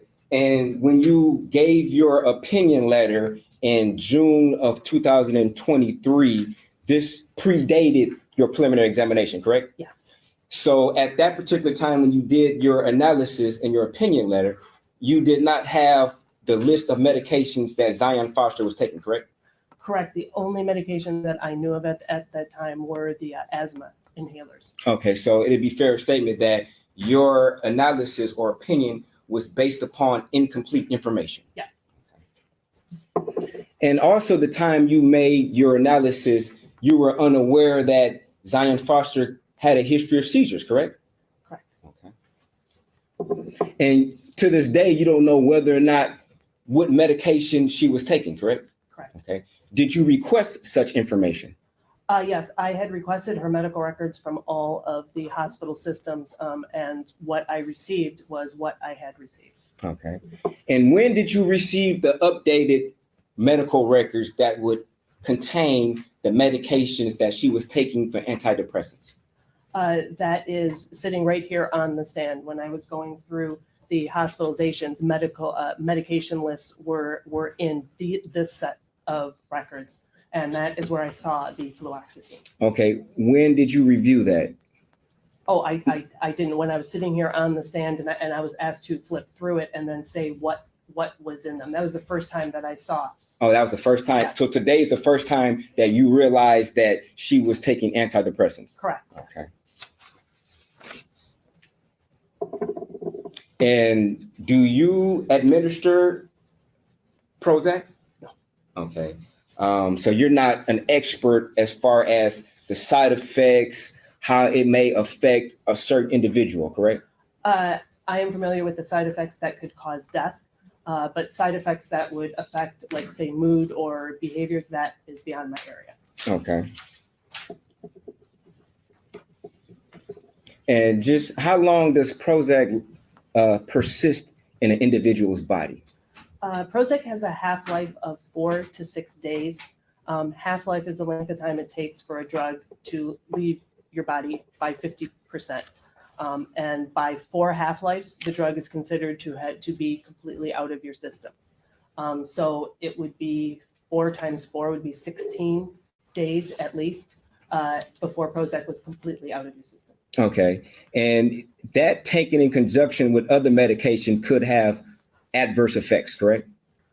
It certainly could, yes. And if there were illicit drugs being taken along with prescription drugs, that could prove to be problematic.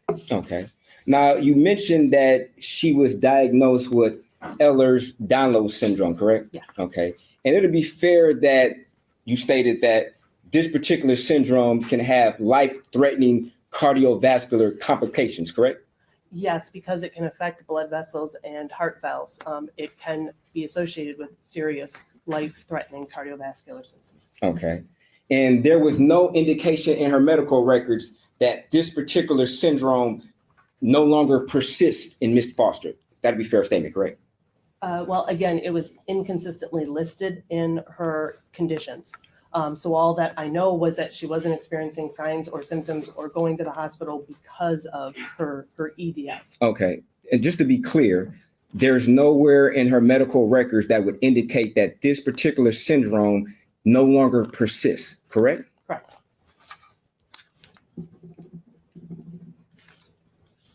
And you stated that this particular syndrome could be a cause for sudden death because it affects the cardiovascular, which is the heart. Is that correct? Yes, and blood vessels. But yes. Okay. And if somebody went to the hospital complaining that they could barely feel their heartbeat, that could be an indication or a symptom of this particular syndrome, correct? The visit for the palpitations could have been a symptom of the EDS. She did not have that diagnosis at that time. Okay, but it could have been a symptom of that, to be clear, right? Yes. Okay.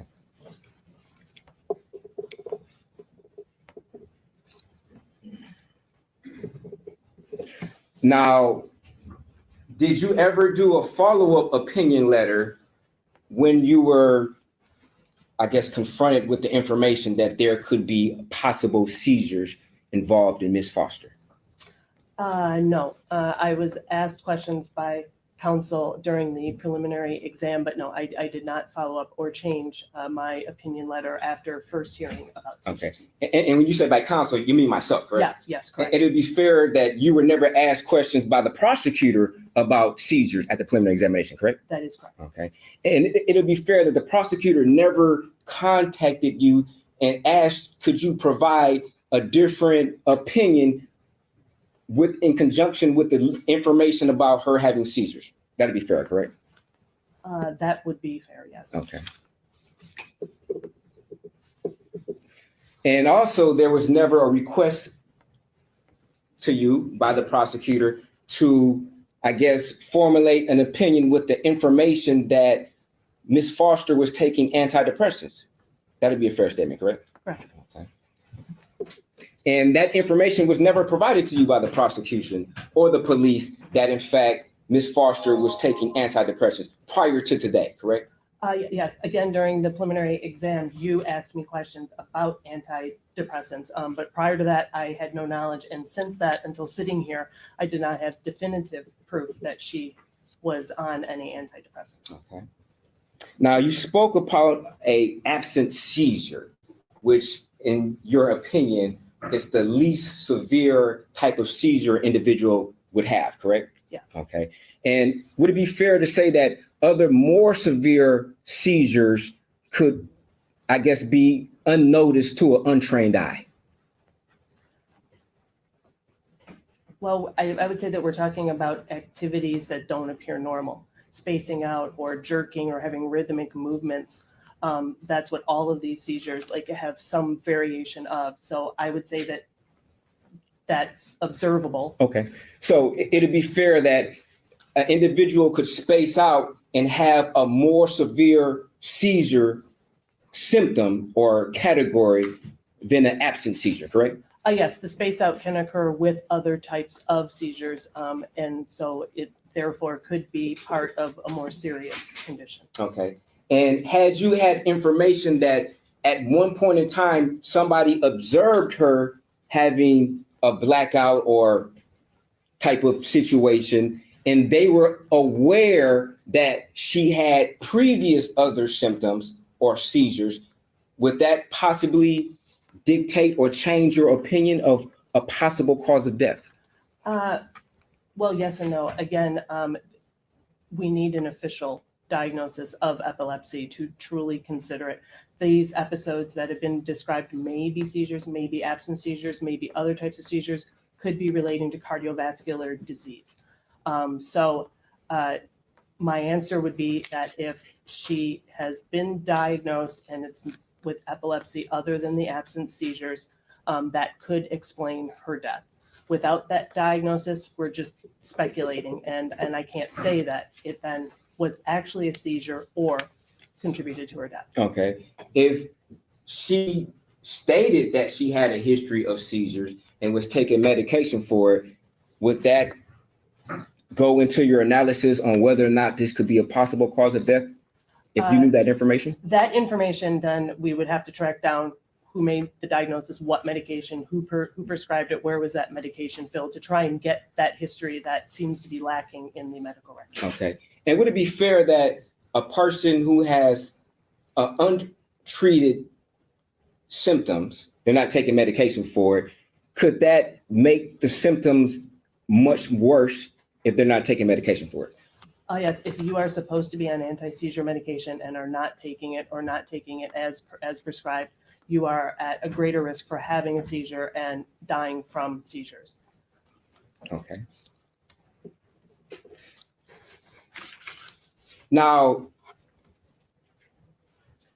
some of the pre-ictal symptoms of a seizure would be a headache, correct? That would be the aura, which could be the sense that you know a seizure is coming on. And a headache could be that feeling. The ictal refers to, at least in my understanding, the post-ictal is the period after the seizure where you are confused and you momentarily don't know what's going on. Okay. And so pre-ictal would be before the seizure, correct? Okay, yes, yes. Are you familiar with that term? Yeah. Okay. Okay. And also some signs or pre-ictal signs prior to a seizure could be fatigue, correct? Yes. Now, fatigue and headaches could be symptoms of a person who is epileptic, correct? Yes. Okay. And if they go constantly to the hospital with these particular symptoms, it's possible they were just undiagnosed for having seizures or being epileptic. Would that be fair? Correct. If they're not suspecting it, that and it's not typical seizure behaviors, it can be misdiagnosed or the diagnosis could be delayed. Okay. And you would agree that no two seizures are the same, correct?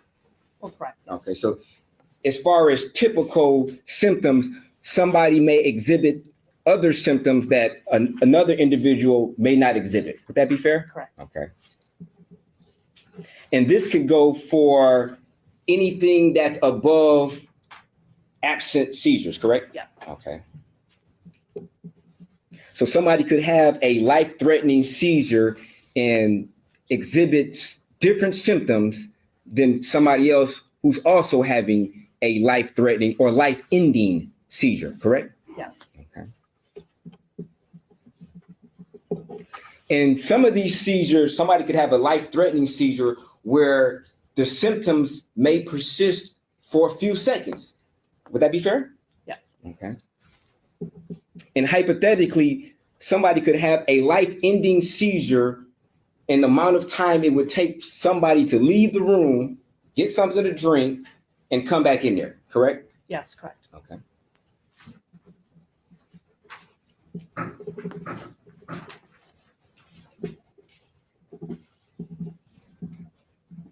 Now, you didn't have an opportunity, of course, to examine Ms. Foster prior to the date, correct? Well, yes. I mean, I've never examined her in life or her remains, correct? Okay. So you wouldn't be able to be in a position to say whether or not she was asymptomatic at certain times of certain ailments, correct? Correct. Okay. And on this particular day, you wouldn't be in a position to say whether or not she exhibited certain signs for a seizure that was more severe than an absent seizure, correct? That is correct. Okay.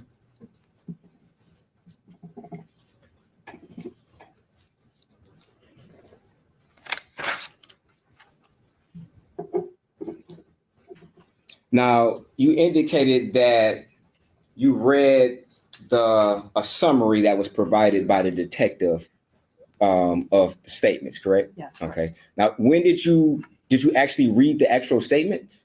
Yes. In last week, in preparation for this trial, the prosecutor sent me a transcript of the statements. Okay.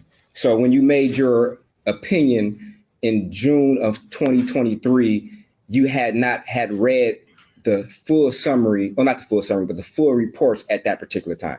That is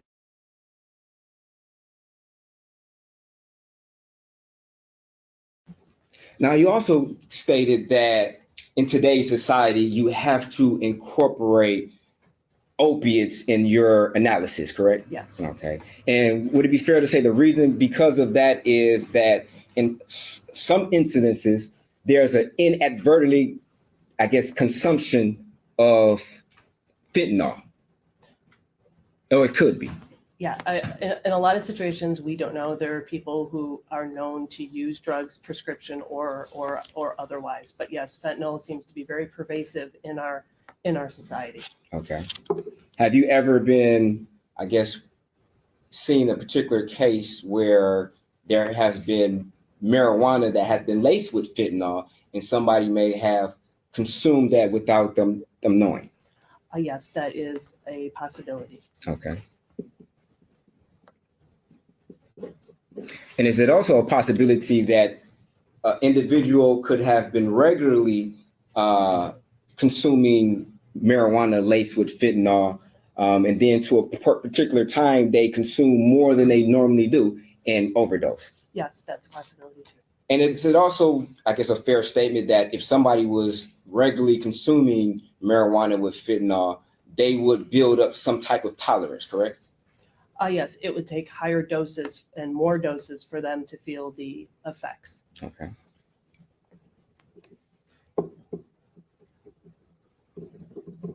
And an overdose that would affect somebody's breathing? Yes, an opiate overdose is fairly characteristic. The person becomes unresponsive and their heart rate and their breathing slow down until they stop. Okay. And if somebody was experiencing a life-ending seizure, would it also be similar symptoms such as difficulty breathing or shallow breathing and a faint heartbeat? It certainly could be, particularly toward the end of the seizure. If you're dying in a seizure, eventually, yes, your heart will slow down and stop.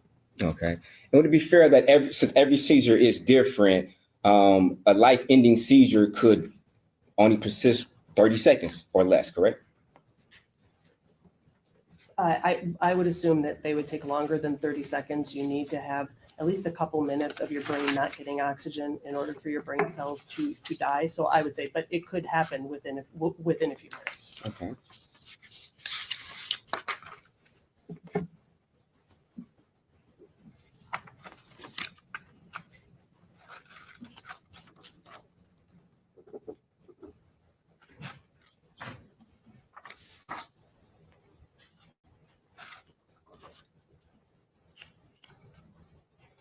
And when you hear, I guess, the symptoms of a faint heartbeat and barely or shallow breathing, to you as a trained expert, that means that somebody could be or is close to death, correct? Yes, that would be a description of someone who is dying and close to death.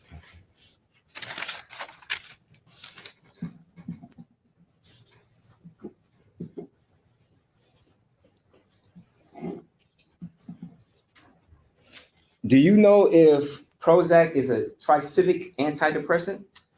No, Prozac again is the SSRI. Tricyclic antidepressants they act by a different mechanism. So Prozac is not one of those Correct. categories? Okay. Had you had an opportunity to review her whole medical records to determine whether or not she was under a triglyceric antidepressant? Again, the records that I had received did not have medication lists. And in what I reviewed while I was testifying, I only saw fluoxetine. Okay, so to be fair, that you haven't had enough time to rule out whether or not she was on a triglyceric antidepressant, correct? Correct. I clearly have not received all the records in order to do that. And would it be fair to say that a triglyceric antidepressant could trigger seizures in an epileptic individual? Yes, if you do not have epilepsy, the tricyclic antidepressants will not trigger a seizure. But if you do have epilepsy, they can trigger them or make them longer or make them worse.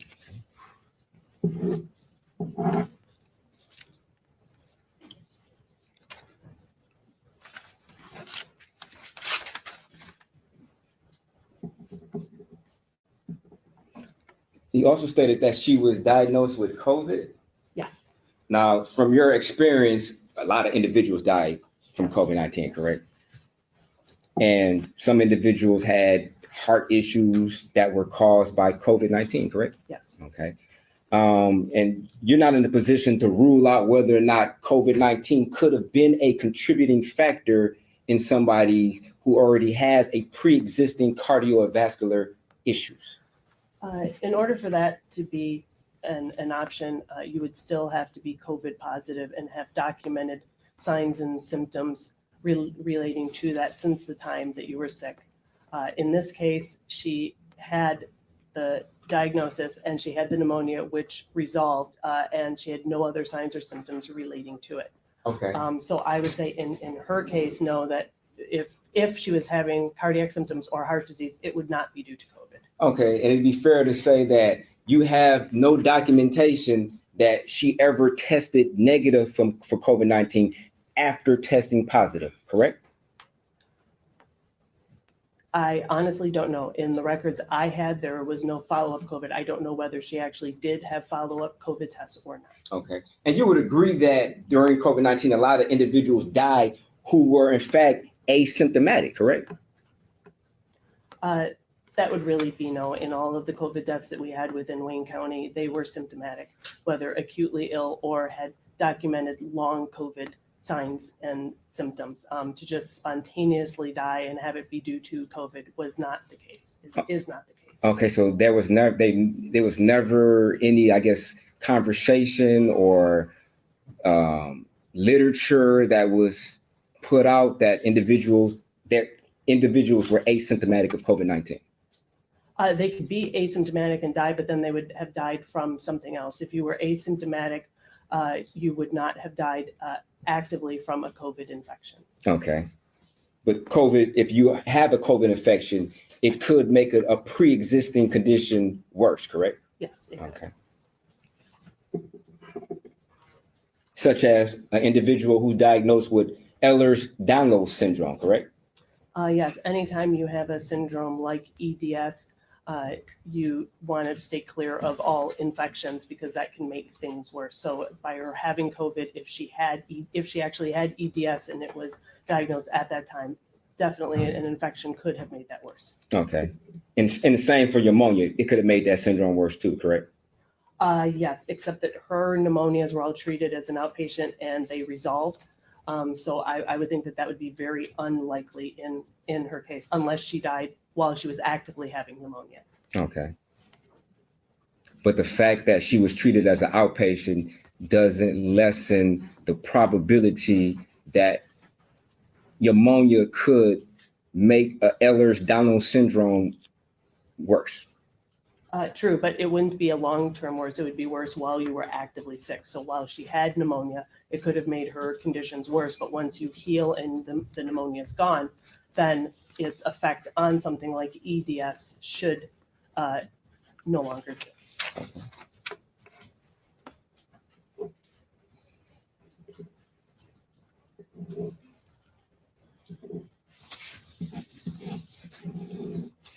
And you also indicated about potential asthma.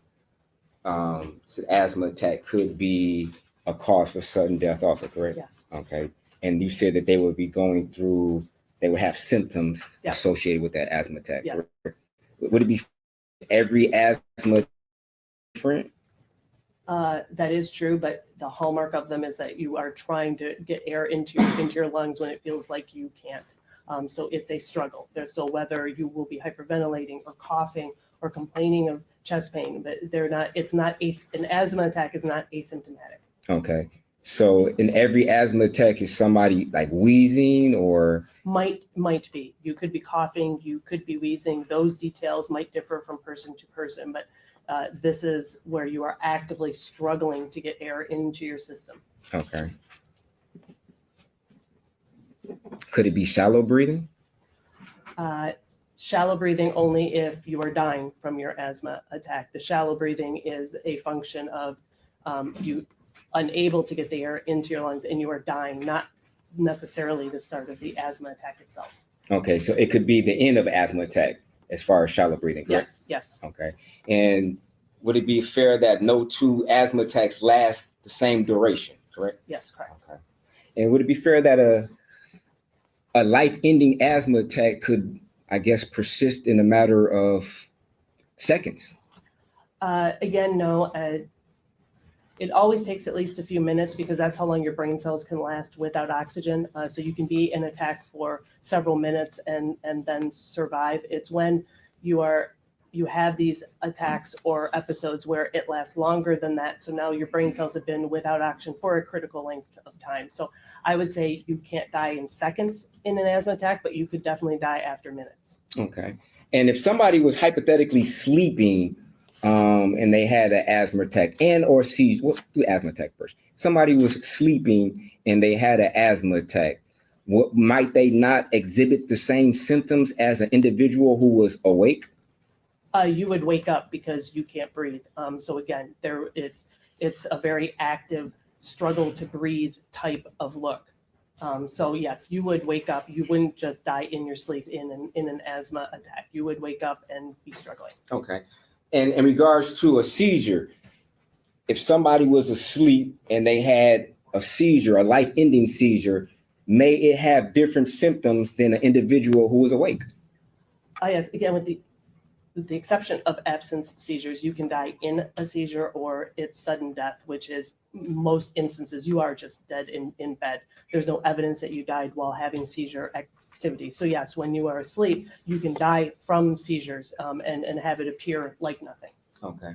You indicated that the way to detect if somebody is prone to epilepsy or have a history of such, then you would have to test their brain waves. I'm sorry.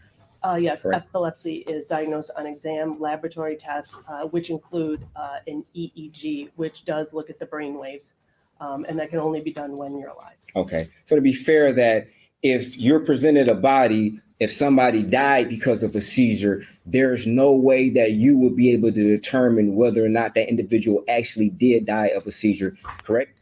Correct. There are no autopsy findings of seizure. This is why the history before death is so important. If we do have that history, the autopsy is really to rule out other reasons why you died. Okay. And if we can do that, there's no other diseases, there's no drugs, and you have a history of epilepsy, then we can conclude that that's what you died from. And in a situation where it may not have been documented that somebody had a history of seizures, and you're presented with a body and you do an autopsy, then you wouldn't be able to even come to the conclusion that they did die of a seizure, correct? That is correct.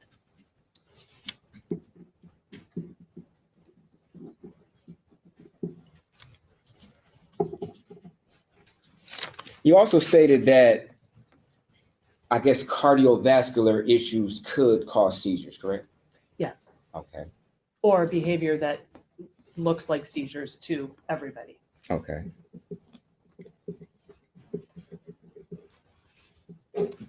And Ehlers-Danlos syndrome is a condition which could cause seizure-like symptoms to the untrained eye or trained eye, correct? Well, certain variants of it have the vascular, the heart and vascular component. So if she's dying from one of those related issues, the behavior that you see might resemble a seizure.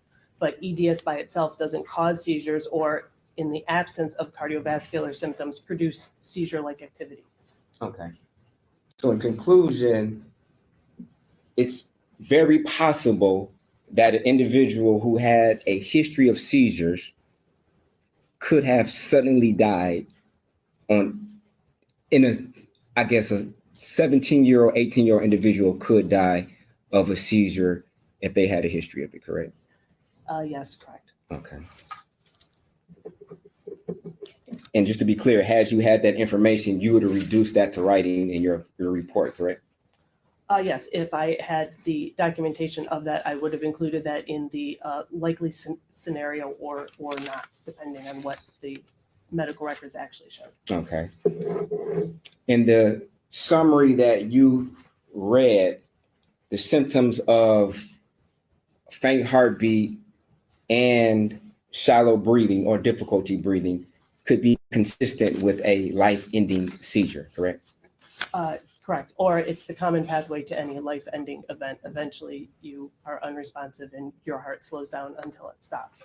Just to be clear, it could be consistent with a life-ending seizure, correct? Yes, Okay, thank you. No further questions. Yes, sure. I want to publish a couple of documents briefly.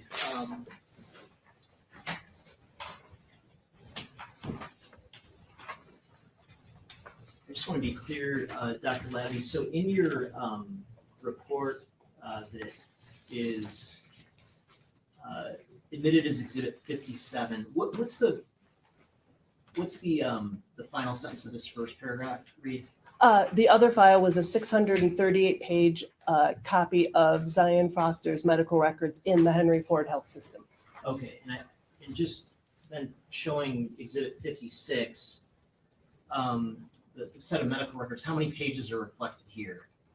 Here, 638. Okay, I guess what I'm wondering, I've got this up to page 495, and you see some discussion of medications here, is that correct? Yes, And this would be from December 12th, 2021?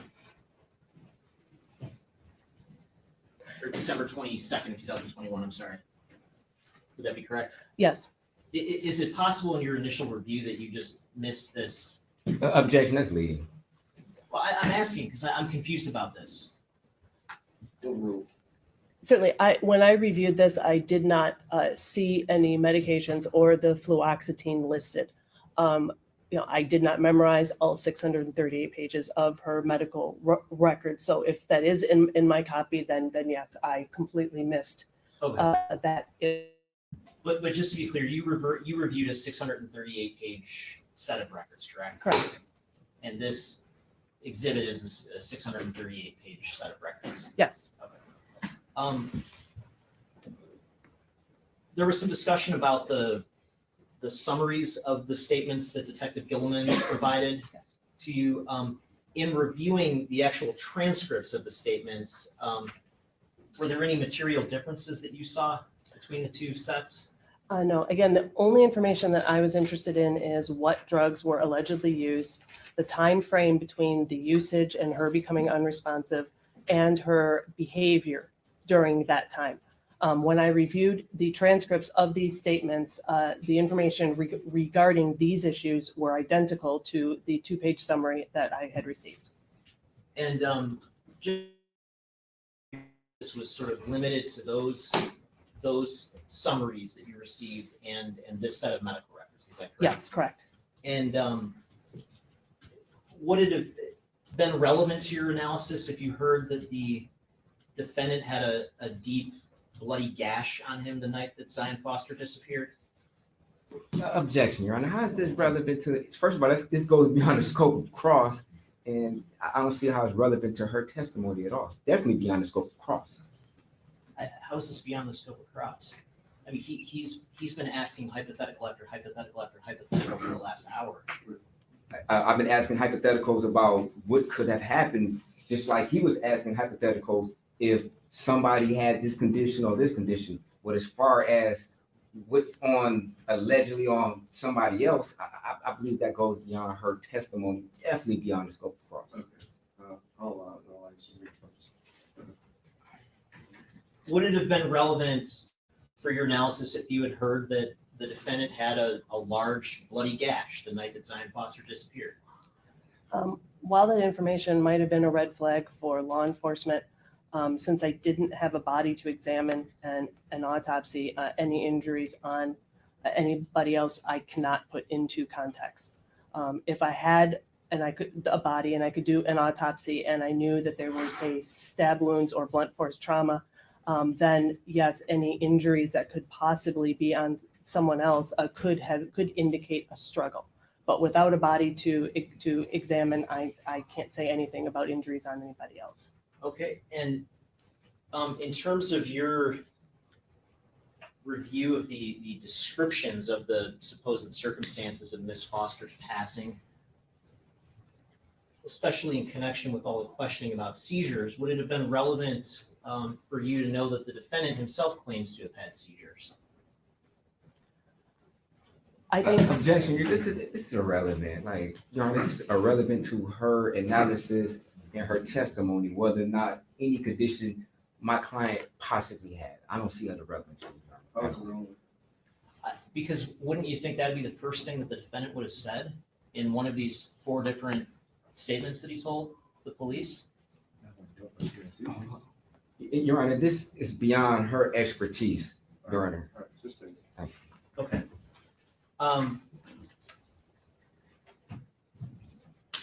Now, in terms of this discussion about seizures, would it be relevant for you to know that Zion's mother testified that she was aware of no seizure-like symptoms?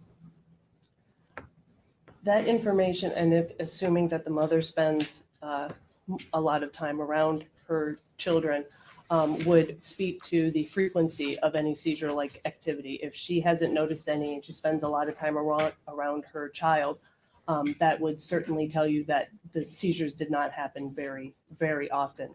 Other than that, I can't glean any information out of that.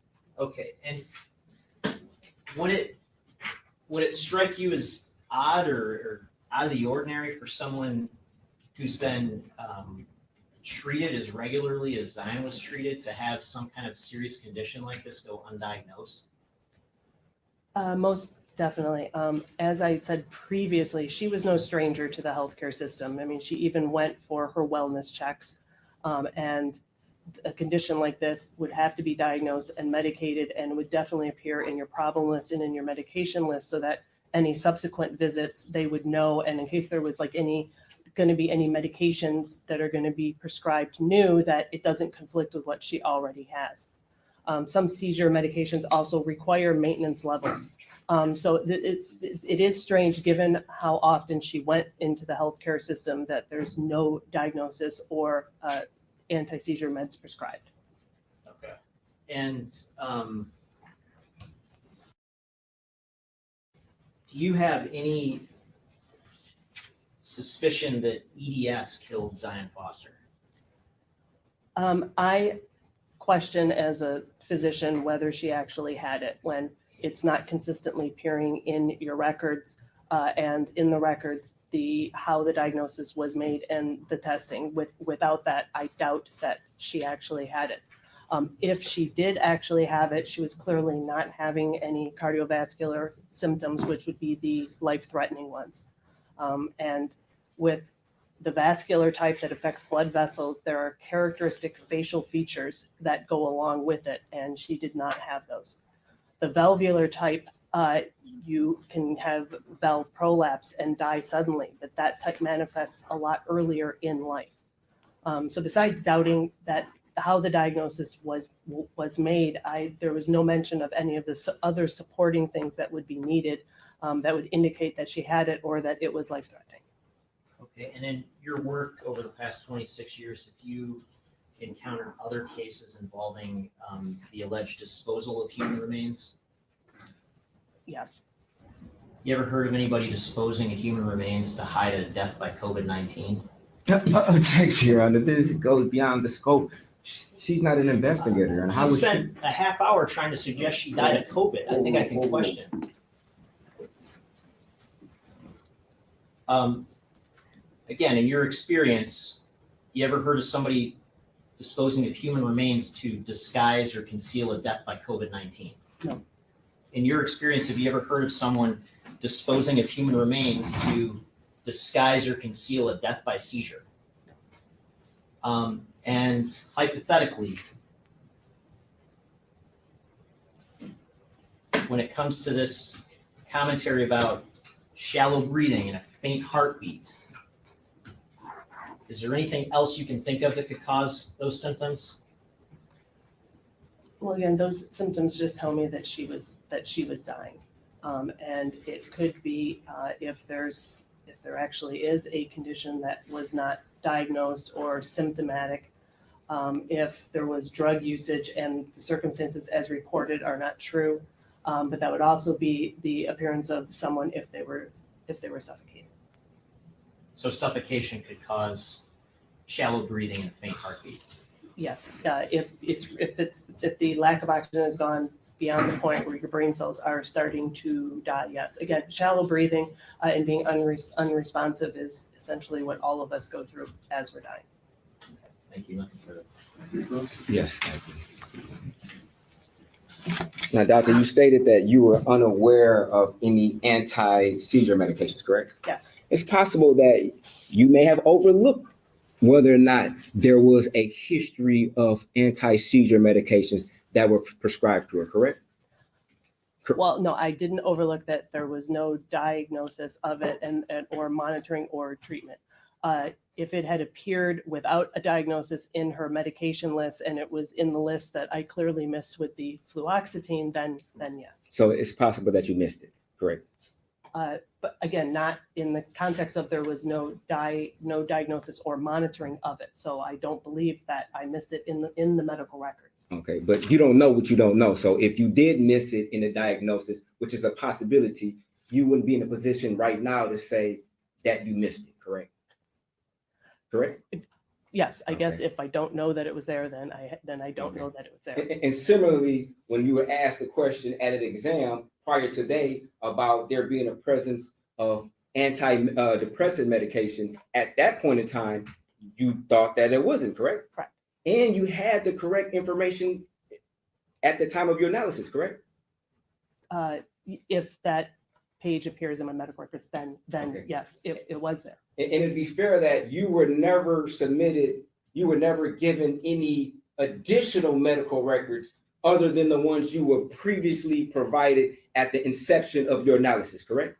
That is correct. After the preliminary exam and the questions of you regarding antidepressants and seizures, I did ask if there were any other medical records, and I was told that I received all that they could find. Okay. So the medical records that contain the information that there has been a history of antidepressant, you had those medical records when you formulated your opinion in your June of 2023 letter, correct? Yes.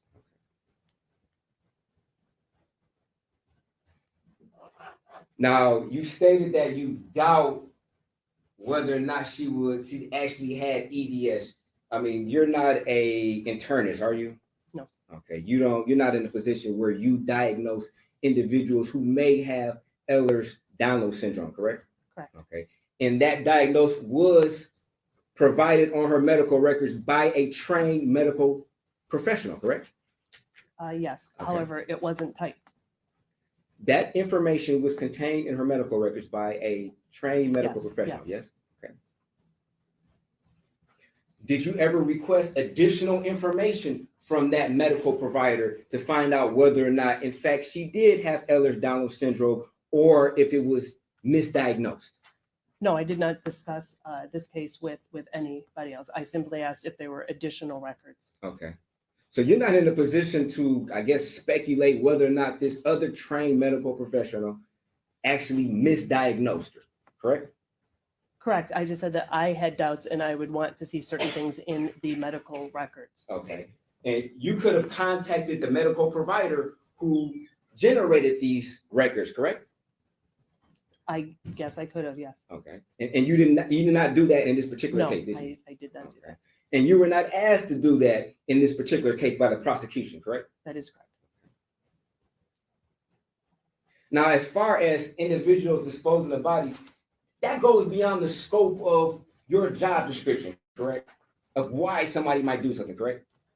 Why, but how bodies are found and disposed of is unfortunately part of our job because we do have to document things. So yes, we have many cases where things have happened to the bodies after death. Okay, my question is whether or not that information is disclosed to you as a possible reason why a body was disposed. Oh, yes, no, that is of no concern to me why a body was disposed. I simply document if it has been and what injuries, if present, would have been before death or due to how the body was disposed. Okay, so when the prosecutor asked you, have you ever heard such as a case of somebody disposing a body due to COVID-19 or due to a seizure, you've never heard the reason why somebody would dispose of a body under any circumstances. Would that be correct? Yes, but I interpreted the prosecutor's questions as to has any person who has died from a seizure or COVID had a body disposed of or put into a dumpster? And the answer is no. The reasons why was not the question that I was asked. Okay.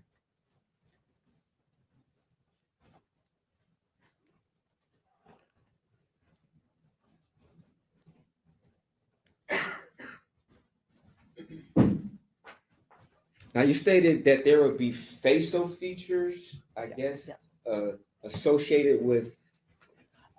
One of the two severe forms of EDS, specifically the vascular one, so that it's concerning because it affects blood vessels. There are characteristic facial features that these patients have that would include wide set eyes, a very sharp nose, thin lips, recessed chin, and no earlobes. And in the pictures that I have seen of Zion, she did not have any of these features. Okay, and would it be fair to say that these particular symptoms don't exist in every individual who may have been diagnosed with Ehlers-Danlos syndrome, correct? That is correct, but at least some, if not all of those, should be present in the variant that they're described in, which is the vascular variant. If she had any of the other variants, you would not expect to see those features. Okay. And you stated earlier that an individual who went to the hospital stating that they can barely feel their heart, that could be a symptom of EDS, correct? Well, yes, correct. Okay.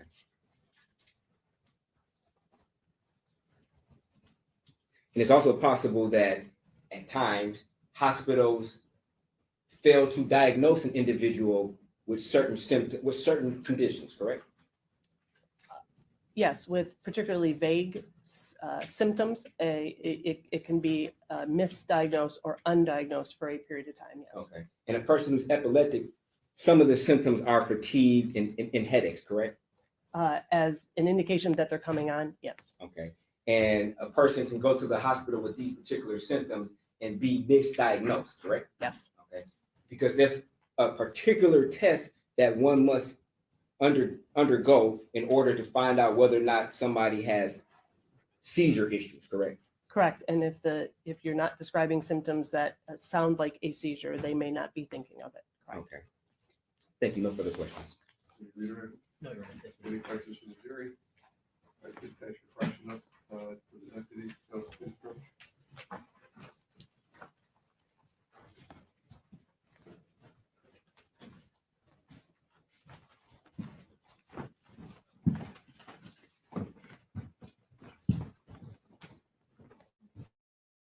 I love that they do these jury questions.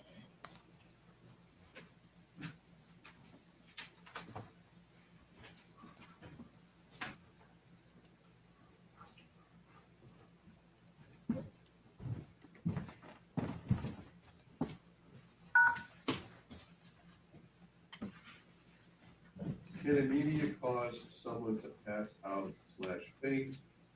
Could this look like a mild seizure? Yes, if you are anemic, particularly like when you stand up or bend over, you can get dizzy, you can get lightheaded, and you can faint. And if that, I guess, persists long enough, then it could look like seizure-like activity, but usually no. But yes, passing out, fainting, most definitely. If you're anemic, the seizure-like activity less likely. Any thought based on that? No, you're right. And based upon your reviewing of the medical records, there was no history of her being anemic, correct? I do not recall seeing that in her medical records. Okay, thank you. No further questions. Thank you. Maybe just step down. We've been doing it. We'll take a quick break. Now, see, I felt like she debunked a lot. I don't know. But I did think that he came back with some really good cross questions, though, that makes the jury sit back and go, wait a minute, I don't know. I guess it's just a matter of, I don't know. I feel like this murder charge, they're going to have a hard time proving it. The tampering, got it, done. I mean, he's going down for that, right? We know that. But I don't know. I just cannot. It seems like every time a good point's made by the prosecution, the defense comes back and says no, or ask a question that debunks it. And did you guys hear one of the questions, or one of the witnesses is going to come up here today that I'm going to put up? She was like the officer in charge, right? She made a comment about how the dogs detecting the scent in the car, they did detect the scent in the trunk or something. And then she said, but there was nothing found in the trunk. But they also didn't test a bunch of things that were all in the trunk. They didn't test them for DNA or anything. I just don't think there's enough there. As much as you want to sit here and say, yeah, he probably did something to harm her, I don't think there's enough evidence there in what I've seen that's going to put him away from murder. All right, we got one more here that we'll watch, and I think this is the guy for. Let me remove this real quick. I think this is the guy that did the videos that I had mentioned in my previous thing, and he has the, what do you call it? The pornography sites or whatever. This is the one that talks about him. I'm pretty sure this is him. Good afternoon. Sir, you'll be asked a series of questions. Please wait till each question is fully asked before you respond. We'll have one person talking at a time. Please try to learn a natural tendency for non-verbal answers, such as shrugs of the shoulder, nod to the head, because those will translate into the record. If there's an objection, please stop talking until it's resolved. Please keep your voice up, and if you would, please state your name and spell it. My name is Eric Franti. That's ERIK FRANT. All right, thank you. Go ahead. Thank you, Your Honor. Sir, what do you do for a living? I am a detective with the Detroit Police Department. And how long have you been employed with the Detroit Police Department? 10 years.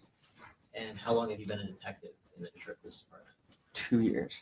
And what's your current role as a detective with the Detroit Police Department? I work in the cyber crimes unit.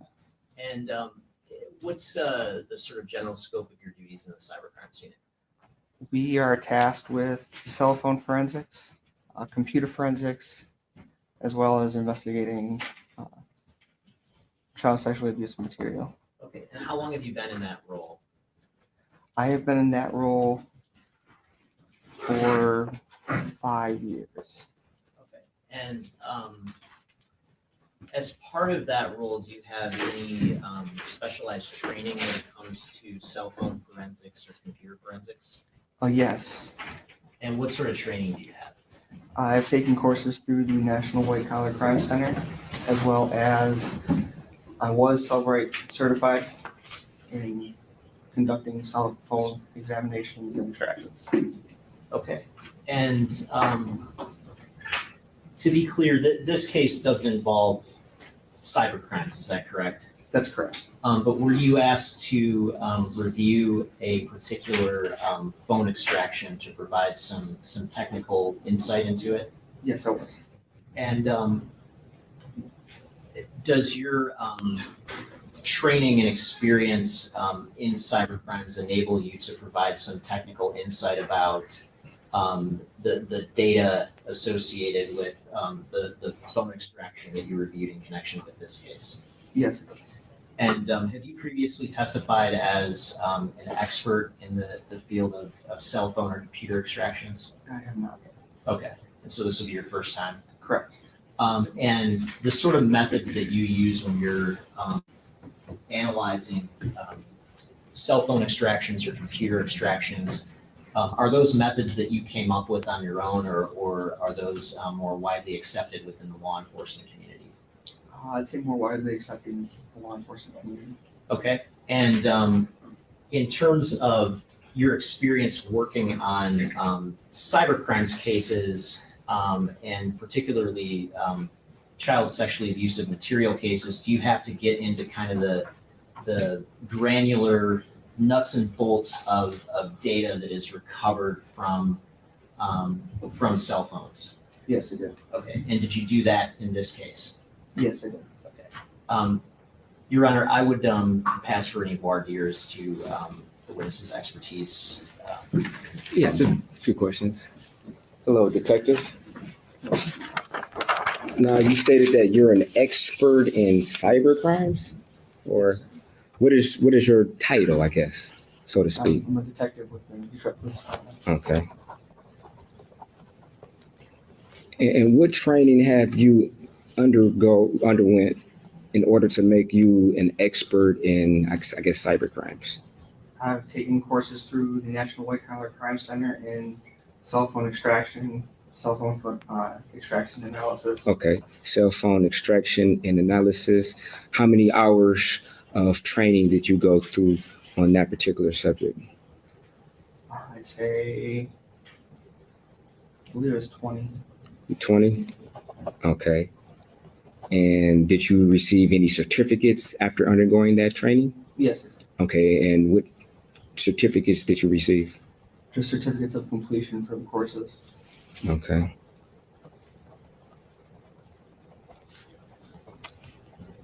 Did they call you maybe like a specialist, or was it like specialist 1, specialist 2? Is there a particular title that was bestowed upon you after undergoing those 20 hours worth of training in that particular area of extraction? No, sir. Okay. And when did you undergo this training for cell phone extraction? It was 2019. 2019. Okay. Are you required to take any continuing learning or legal education to keep that particular certification? Or is it just a one-time It training? was just a one-time training. Okay. Have you had any follow-up training since 2019 in the area of cell phone extraction? Yeah, we continuously go through National White Collar Crime Center to keep our skills sharp. And Just keep your skills sharp, okay. Could you specify what type of training you would undergo in order to keep your skills sharp? it's more, they offer different courses that different people go through, and And I didn't mean to cut you off. Could you just testify on what you specifically did, not others? What type of additional training or classes did you specifically take? can't remember the names of them. But it's multiple with the National White Collar Crime Center. It says multiple with the White Collar Crime Center. Yes, National White Collar Crime Center. Okay. And do you know how many hours approximately you took? I can't. Okay. Can you recall the last time you took a class? It's like 2-3 months ago. 2 or 3 months ago? Was this online? Was it in person? It was online. Online? Okay. Was there a test that was administered after this classes or training? Yes, they usually test you afterwards to make sure that you've retained knowledge. Okay. You said they usually, did they do it in this particular situation? Yes, they did. Okay. And did you pass? Yes. Okay. Is it a pass or fail score, or if you remember, or is it a particular percentage that one must achieve in order to pass? It's a particular percentage. Okay. And do you know what that percentage number is? 80%? Okay. Just roughly how many questions on the test? I believe it was 10. 10. Okay. Multiple choice? Yes. Okay. If you were to fail the test, could you then retake the test again? If you know? Yes. Okay. So you can keep taking as many times until you pass it, correct? Correct. Okay. And do the questions remain the same? I believe they're in a different order. Different order, but the same questions, correct? Correct. Okay. And the test will let you know which answers you got wrong, correct? No. They won't? Okay. Now, other than, I guess, cell phone extraction, what other areas are you certified in? Computer forensics. Computer forensics. Okay. Now, what type of training did you undergo in order to be certified in computer forensics? I was also through the National White Collar Crime Center. Okay. Was it a test? Was it a seminar? What type of, I guess, training was it? It was similar to the cell phone training. Okay. Do you know how many hours you had to complete in order to be certified in computer forensics? I can't recall. Do you know the last time you attended such a course? I believe it was 2023. Okay. Is that the last or the first? That was the last. Okay. What was the first time you attended 2019. 2019? Okay. Is there a certain amount of credits that you must maintain per year in order to keep to be certified in computer forensics? Not for those courses, no. Not for those courses? Okay. As your part of your duties with the Detroit Police Department, is there a requirement from Detroit Police for you to keep a certain amount of, I guess, credits per year in these particular areas of cell phone extraction and or computer forensics? No, there's not. There's not? No, sir. Okay. And you stated that you've never been certified as an expert in a court case, correct? That's correct. Have you ever attempted to be certified in a court case and just have not been certified? No, sir. Okay. So this is the first time you're testifying and you're in the capacity of an expert? In the capacity of expert witness, yes. Okay. Now, are there any other areas other than the two previously named that you're certified in? No, that's it.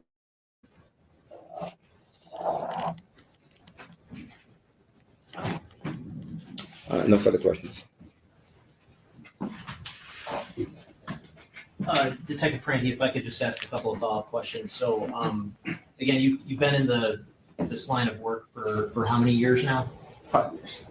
And this field of cybercrimes and cybercrimes investigation, is that what you're doing day in and day out, or do you have other duties as well? That's what I do day in and day out. Okay. And how did you make it into that particular field? What brought you to that field? I am very interested in technology, and so I put my application in to be considered for the spot for cybercrimes. Okay. Did you have any sort of computer science background before you put your application in? No, sir. Okay. And after you put your application in, it sounds like you've done some training on forensic imaging of cell phones. Is that correct? That's correct. And what was the other certification? It was computer forensics?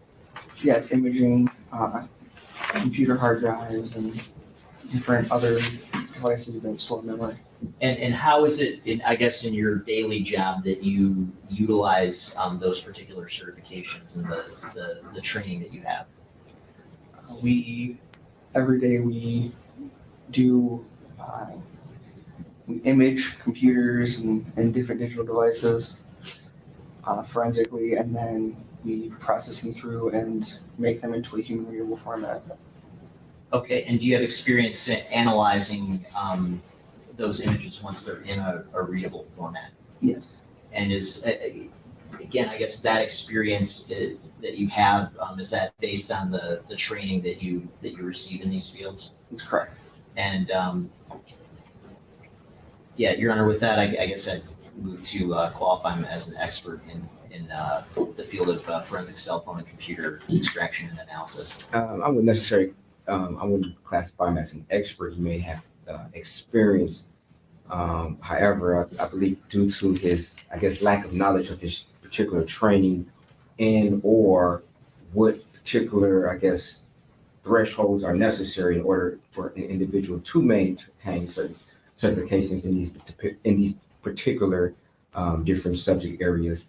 I don't believe he's qualified to be an expert in cell phone extraction in this particular case. Sir, do you undergo any proficiency testing? No, sir. Okay. Have you gone, are there particular programs that you utilize on a daily basis? Oh, yes. And what are those programs? We use Celebrate for cell phone forensics and Magnet Axiom for computer forensics. All right, and what sort of education training have you received with Celebrate and Maxi? Celebrate, I have been certified as a Celebrate forensic examiner, and with Axiom, I have not had any training, but I do have the experience. Okay. And how often do you Celebrate? Every day. All right, and how do you know that you're operating it appropriately if you haven't been proficiency tested? Because I have received training for Celebrate in the past. And I have been certified in the past. You have been who certifies you? Celebrate themselves, the company, And how do they know that you're certified? because there's a course that you take for. And is there an exam that you have to pass? Yes, there is.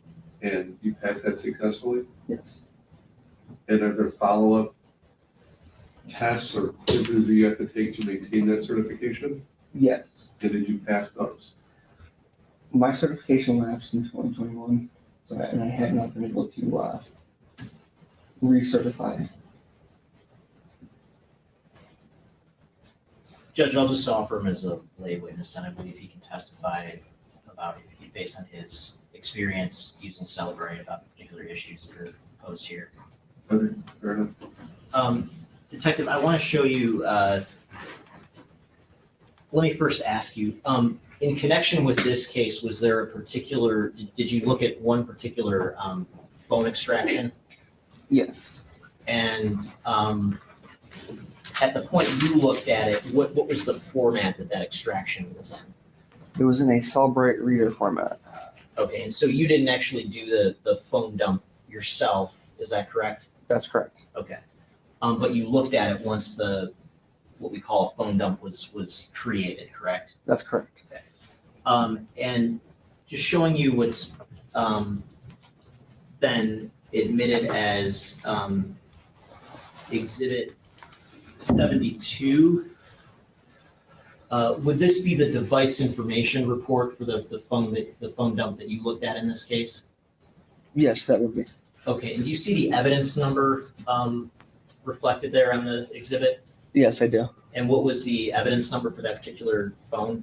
Would you like the whole one or just the? Just the evidence number? last two digits. Okay. Okay, and I'm holding what's been admitted as Exhibit 61. Does that exhibit have the same evidence number?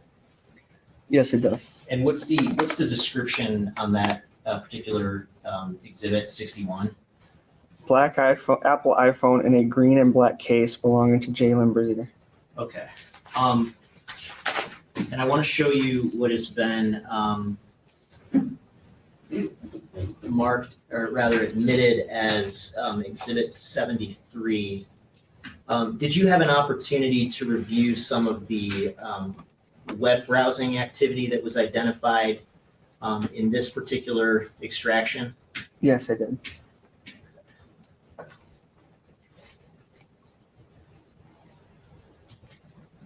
And I'm going to publish what has been marked as Exhibit 73A. If we look at this web history, starting in row 1, what sort of information do we glean from that? The title of the web page, the URL, when it was last visited, how many visits. What was that title as reflected? So in the that? title is "My Cousin That I Haven't Seen in a While Was Pretty Much Like Zeta Grand Blue Fantasy No Kin." And what's the sort of overall URL or web address that was visited in connection with that page? Was allporncomic.com. And what's the date of that visit? The date of that visit was 6/4/2023. And I want to scroll down line 4. What's the title of the webpage that was visited with respect to this particular data? Together with my older cousin, Kenji Kishizuka. And Porn what's comic. the overall URL associated with that that particular website or webpage visit? Allporncomic.com. And what was the date of that? 6/4/2023. Your Honor, and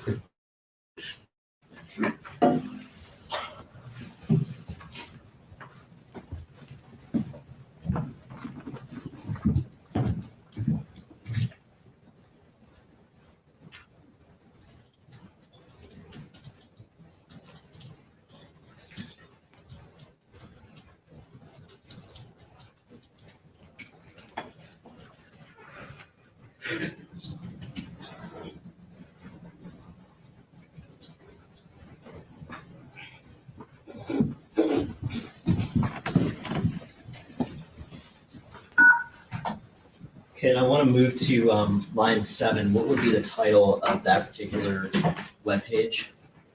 The title is Watch Me Fuck My Step Cousin on Her Parents' Bed. And X videos.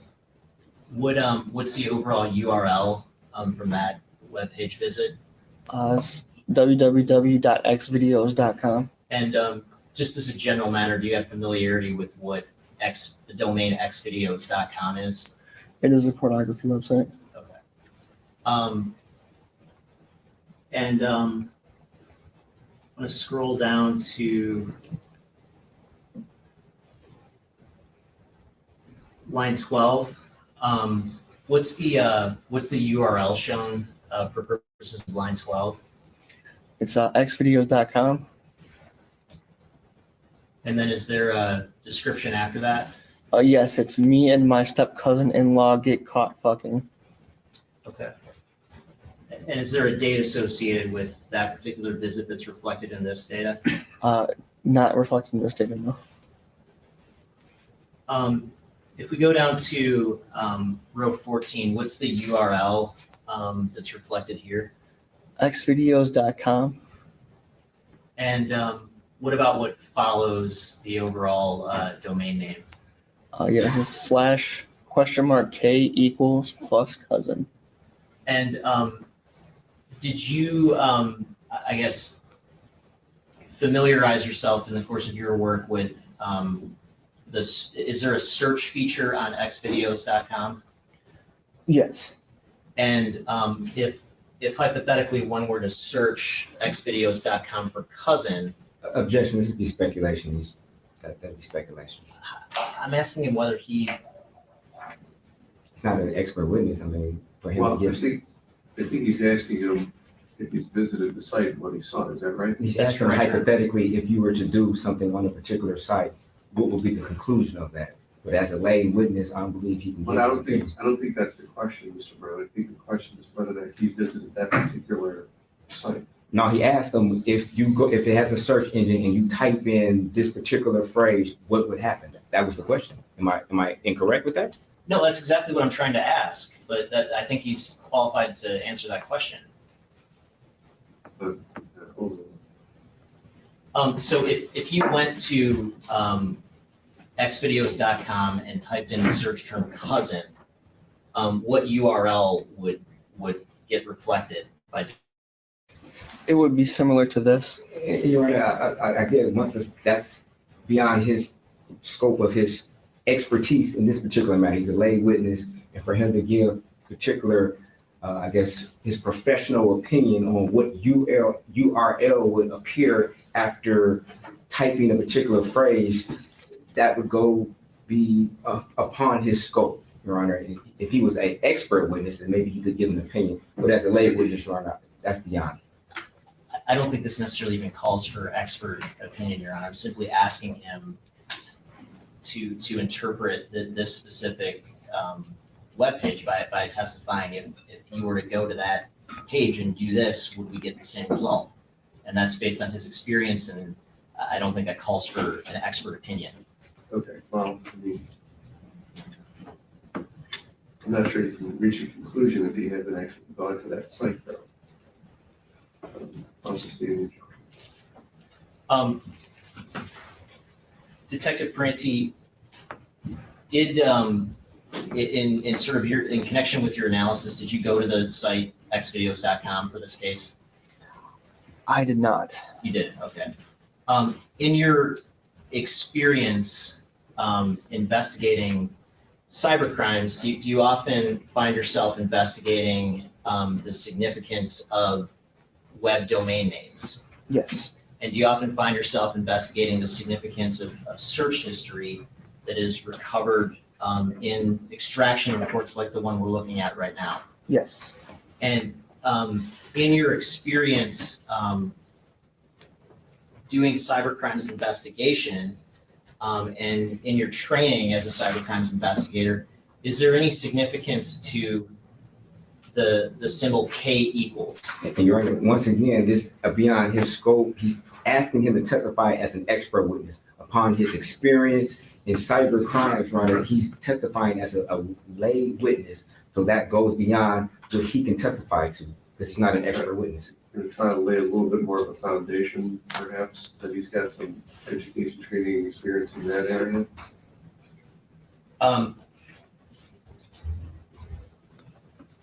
When you're investigating cybercrimes, is it important to at times distinguish between different types of web browsing activity, if you will? Yes. And when you're distinguishing between different types of web browsing activity, do you ever happen to find yourself investigating whether browsing activity is sort of like passive as opposed to being the product of a specific search? Yes. And can you kind of help us understand why might that be important in a cybercrimes investigation? It would be important to show intention if the user actually generated the content versus if the computer is just generating the content. And in terms of the daily work that you do as a cybercrimes investigator, is looking for intention a part of that work? Yes. And what sort of, I guess, tools do you have at your disposal to look at intention, if you will, in a cybercrimes investigation? We would just use the tools, the Cellbrite and Axiom, to go through and look at the different URLs that were visited. Okay, and in looking at different URLs in other cases that you've worked on, have you ever come across a URL with the term K equals in it? Yes. And based on your experience in those other investigations, is there any significance to that term K equals? Yes. And Your Honor, once again, he's asking him to testify as an expert witness based upon his experience in phone extraction and asking him to come to a conclusion in this particular matter. And he's not an expert witness, so he cannot give a hypothetical opinion in this particular situation, especially when it goes to this particular information and the extraction of it, because he was not a part of that, nor is he an expert. I think you have to lay a little bit more of a foundation about why an education and training as being able to distinguish an intentional search versus a passive search before you can get into any answers. Okay.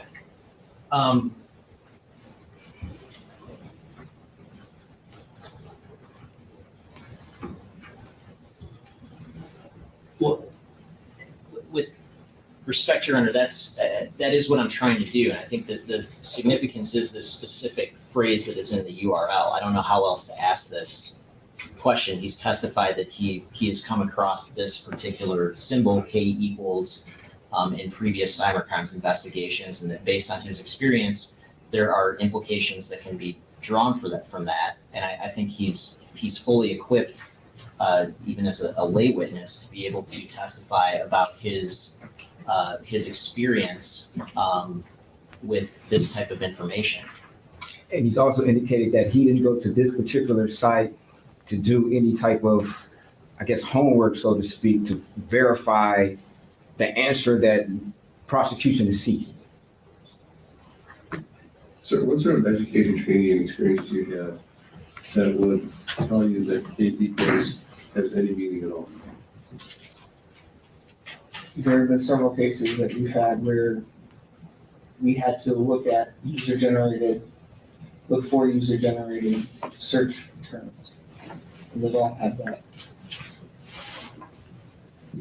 Okay, is that something that you've been taught on the job, or is it something you learn and experience? I just don't understand how you know that. Something that I've learned. I've noticed a pattern when I looked it up to see what it meant. All right, I'll move to ask that question. Okay, so again, I guess based on your experience in cybercrimes investigation, is there any inference that you can draw from the existence of this term K equals in this particular URL that is in row 14 of Exhibit 73? Yes. And what is that? What inference can be drawn from that? That was a user-generated search term. They had to click on the search box and type in that word. Okay. And if we go down to row 15, what's the URL reflected in row 15? xvideos.com/?K equals black plus cousin. And we go down to row 18, what's the URL reflected in row 18? xvideos.com. And what's the body of the URL after that? It's deep anal, my step cousin doggy while my step aunt is not at home.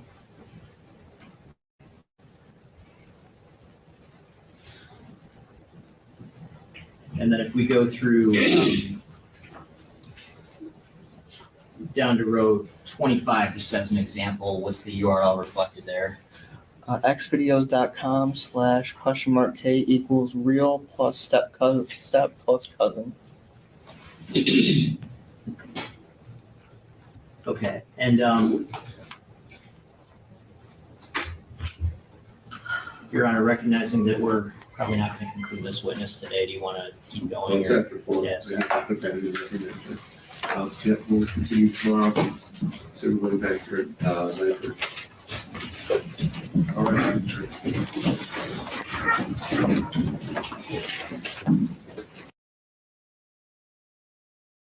So, like I said before, I actually went on this website that they're talking about just to see what it was. And now I'm mad that I did it because it's like forever in my internet history. It's bad, y'all. It's bad porn. It's like amateur porn is what I guess what it is. But I can't believe it's not like I don't know. It just surprised me that it was out there like for anybody to find it like that. I'm very naive when it comes to this kind of, when this kind of stuff. All right. Let me see if they go anywhere with this because I don't know. No, that was it. All right, so I'm gonna call that for the. We're gonna call it on this one. Give you guys a break, and then I've got plenty more that is coming up here. I've got about I know they had a total of 32 witnesses, and I think we've only gone through maybe 10 or 12.